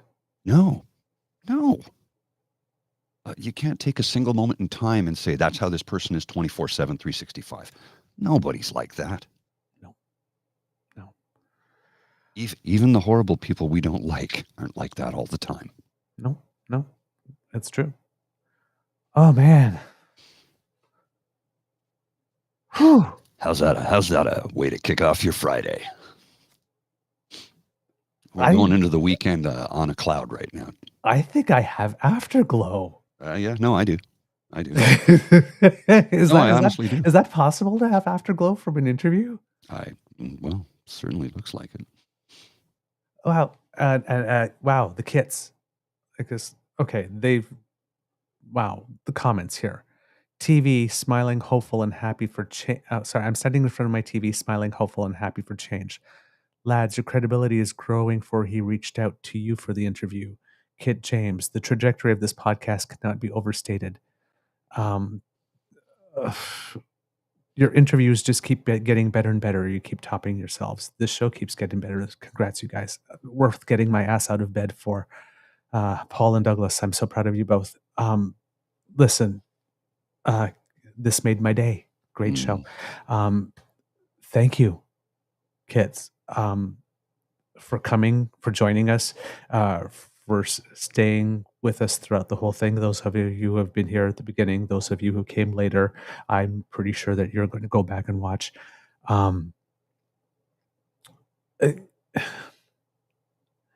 You need to understand your contribution to this, because without your support and without the work that you have put in by showing up here, by watching, by taking your precious time and giving us the gift of your attention to tune into what we have to say, retweeting us, sending us support, we wouldn't have grown as quickly as we have. We had a 5-year plan. We had no expectation that this is where we would be today. No, at this point. We were hoping that by year 5 we would be close to where we are now. When we say the best damn fam in all the podcasting, we're serious. We mean that we are so grateful to you because it's you tuning in numbers like you do and saying complimentary things about us that have gotten us noticed. Yes. And this is, there have been a couple of people who have written in and asked if we can take on a subject like I can't remember John, I believe his name is, I can't remember his last name, but who wanted to talk to us about the seniors residence that was being transitioned into personal or commercial property in a way that was just not doing right by And the residents here. That was a couple of years ago when we first really started it, prior to YouTube, when we were just audio only. Yeah. And more recently, Leanne and Jordan's mom, who came to us with the subject. This was, we had expressed online and we have expressed on the show how much we would love to have an interview with Senator Brazeau. For quite some time, yes. But they reached out to us. Yes. That doesn't happen without you. Numbers and positive word of mouth. So if you've enjoyed this episode, please take a moment to pat yourselves on the back as well, because you made this happen just as much as whatever efforts we've put in over the last few years, whatever support we've gotten from our network and from Dean. It is what you do for us and what you contribute to the show is intrinsic to moments like this happening. And we are so grateful to you. Mr. Grizzly, do we have a show? We do. We do indeed. Kids and Cubs. That's the end of this episode of the Daily Beaver Morning Show and the True North Eager Beaver Interview Project. A very, very special event. This is the biggest name that we've had. We knew, given the quality of our guest and his journey, that this had the potential to be our most engaging conversation yet. Hopefully, we've succeeded in that. If you would like to help us out more, please tell your peeps and poops all about us, because sharing is caring and word of mouth is priceless. If you would like not to miss an episode, you don't have to. Thanks to wonderful members of the Damn Fam, such as the Ray Girl, who has sponsored our pod page. So if you scan that QR code that's underneath my chin, that will bring you to our pod page site. That's podpage.com/TheTrueNorthEagerBeaver, lowercase letters with a hyphen between each one of those words. And that way, when we have something fresh off the bandwidth, we make sure that it gets delivered directly to you. I'm not going to make any cheeky jokes today on this one. If you would like to support us in other ways, go to our YouTube page, the True North Eager Beaver Media Incorporated YouTube site. And there we have 3 buttons: like, share, and subscribe. Make like Kit Elaine and smash those buttons. And if you enjoyed this episode, or you enjoy the work that we do in general and would like to encourage us to do more, that QR code that's kind of above and a little to the right of Mr. Grizzly's head, because he's a little out of frame right now, brings you to our coffee page and the Eager Beaver Lodge Emergency Hydration Fund, where today, especially, we are dealing in hot chocolate, coffee, and smoothies. So, in honor of Patrick Brazeau's, Senator Patrick Brazeau's effort to bring attention to maybe reducing, if not stopping, alcohol consumption, and to enable the label. That's the hashtag, by the way, if you want to promote that on your Twitter feeds, enable the label. You scan that QR code, and that brings you to our coffee page where you can make a contribution, and we appreciate everything that you do for us there. And if you're not able to make a contribution, said your presence, the gift of your attention, retweeting, all of that means the world to us. It's just as valuable. All right. So if you can't contribute money, do not feel that you're letting us down in any way. There are many other ways that you can help. because democracy is something that you do, again, take a tip from Senator Brazeau, write those letters. I guess let's help Kit Leanne and Kit Angela with the petition, and Hamilton Helps .com, I believe it is, and asking our elected officials and our appointed officials like senators to make homelessness and addressing it a priority, because not addressing it is a policy choice. Asking them to encourage passage of Senator Brazeau's Senate bill so that we can get these warning labels on our alcohol products, so that we can bring attention to the fact that alcohol is a direct cause of 7 leading cancers. Because, hey, we all have to do our bit to reduce the stress on our healthcare system. Get your shots.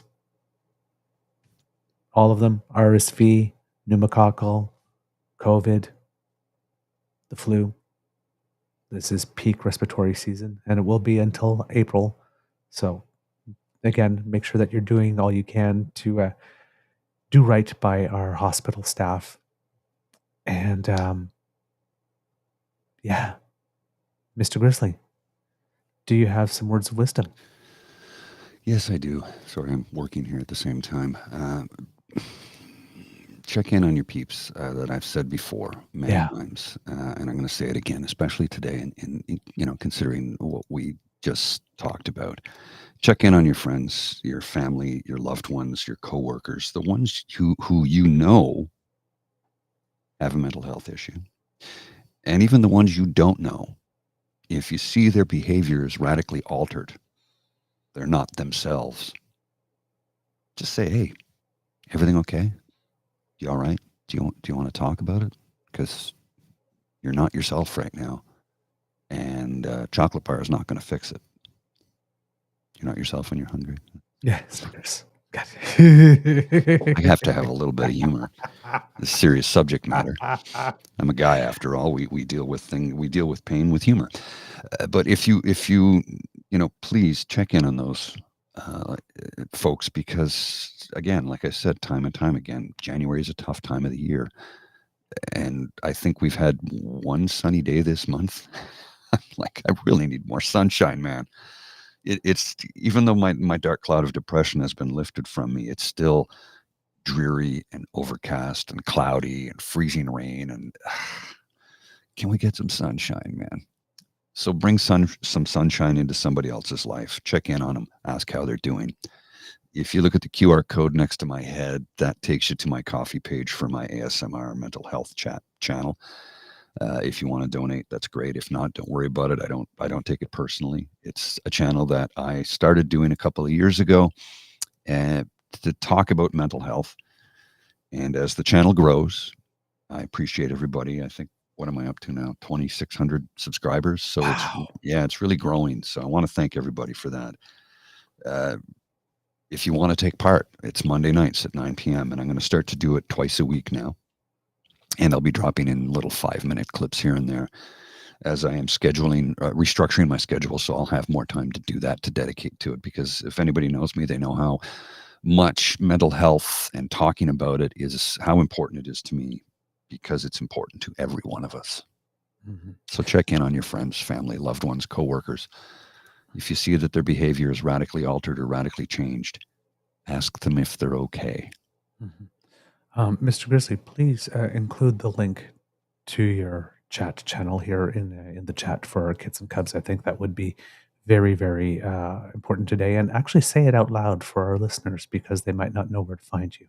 One second. Let me just, I'll pull it up. I just have to switch my account. I've got multiple accounts here for the YouTube, right? Yes. And let me just go to the channel and I'll get you the link. Here we are. 2,590 subscribers now. So almost 2,600. That's impressive. I am so happy for you. Thank you. There, I'll copy the link. I'm going to put it in the chat.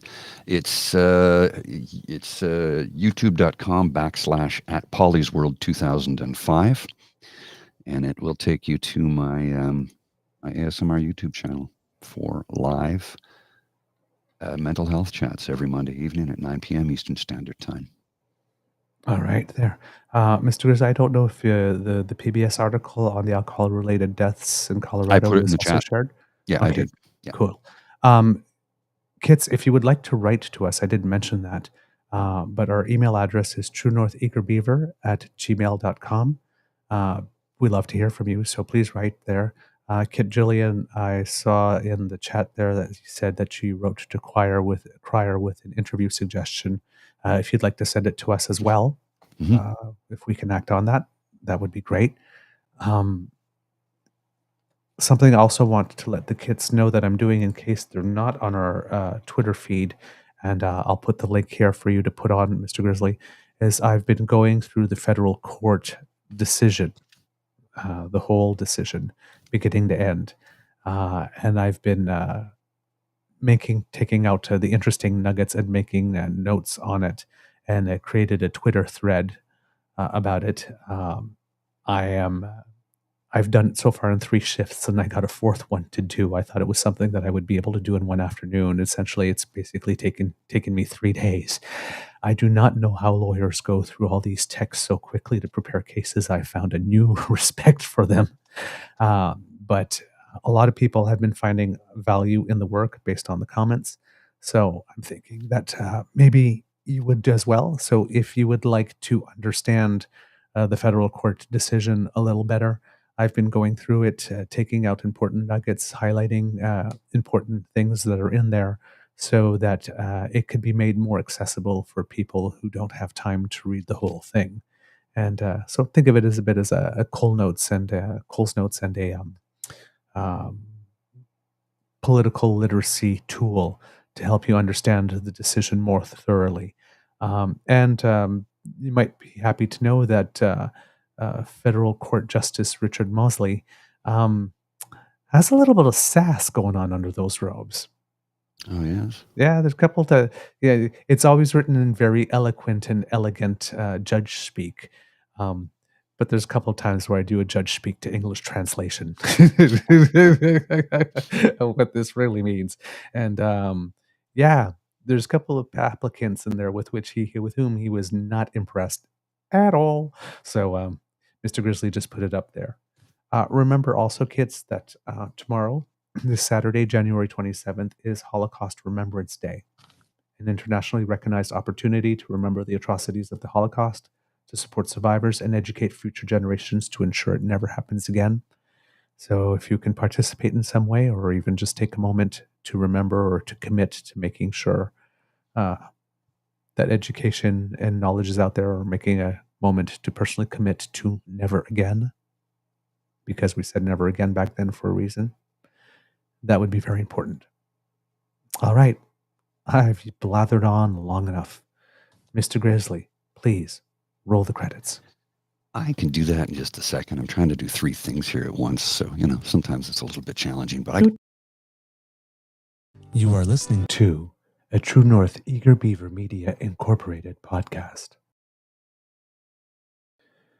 The True North Eager Beaver podcasts are proudly brought to you by our founding sponsors, the Misfit Mysteries from Corvid Moon Publishing, your source for science fiction, fantasy, and cozy mysteries featuring a broad diversity of characters.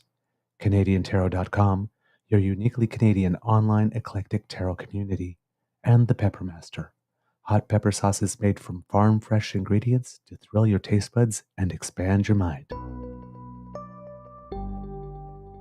We are grateful to the Crier Media Network for its support, Pete Jarvis for our artwork, and Paul Joseph Something for our opening and closing sequence music.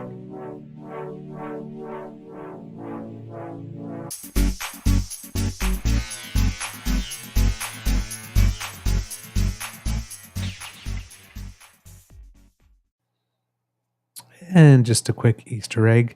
Unfortunately, there will not be a second doubles Grand Slam title for Gabriela Dabrowski. Last night she was playing in the semifinal, and even though in both sets they had a 5-3 lead, they were not able to close it off, and they ended up losing their match. But in a big surprise, Novak Djokovic lost in a semifinal or final for, I think, the first time in 20 years or so, or not 20 years, in 10 years at the Australian Open, losing a match to Yannick Sinner in 4 sets. That's a surprise.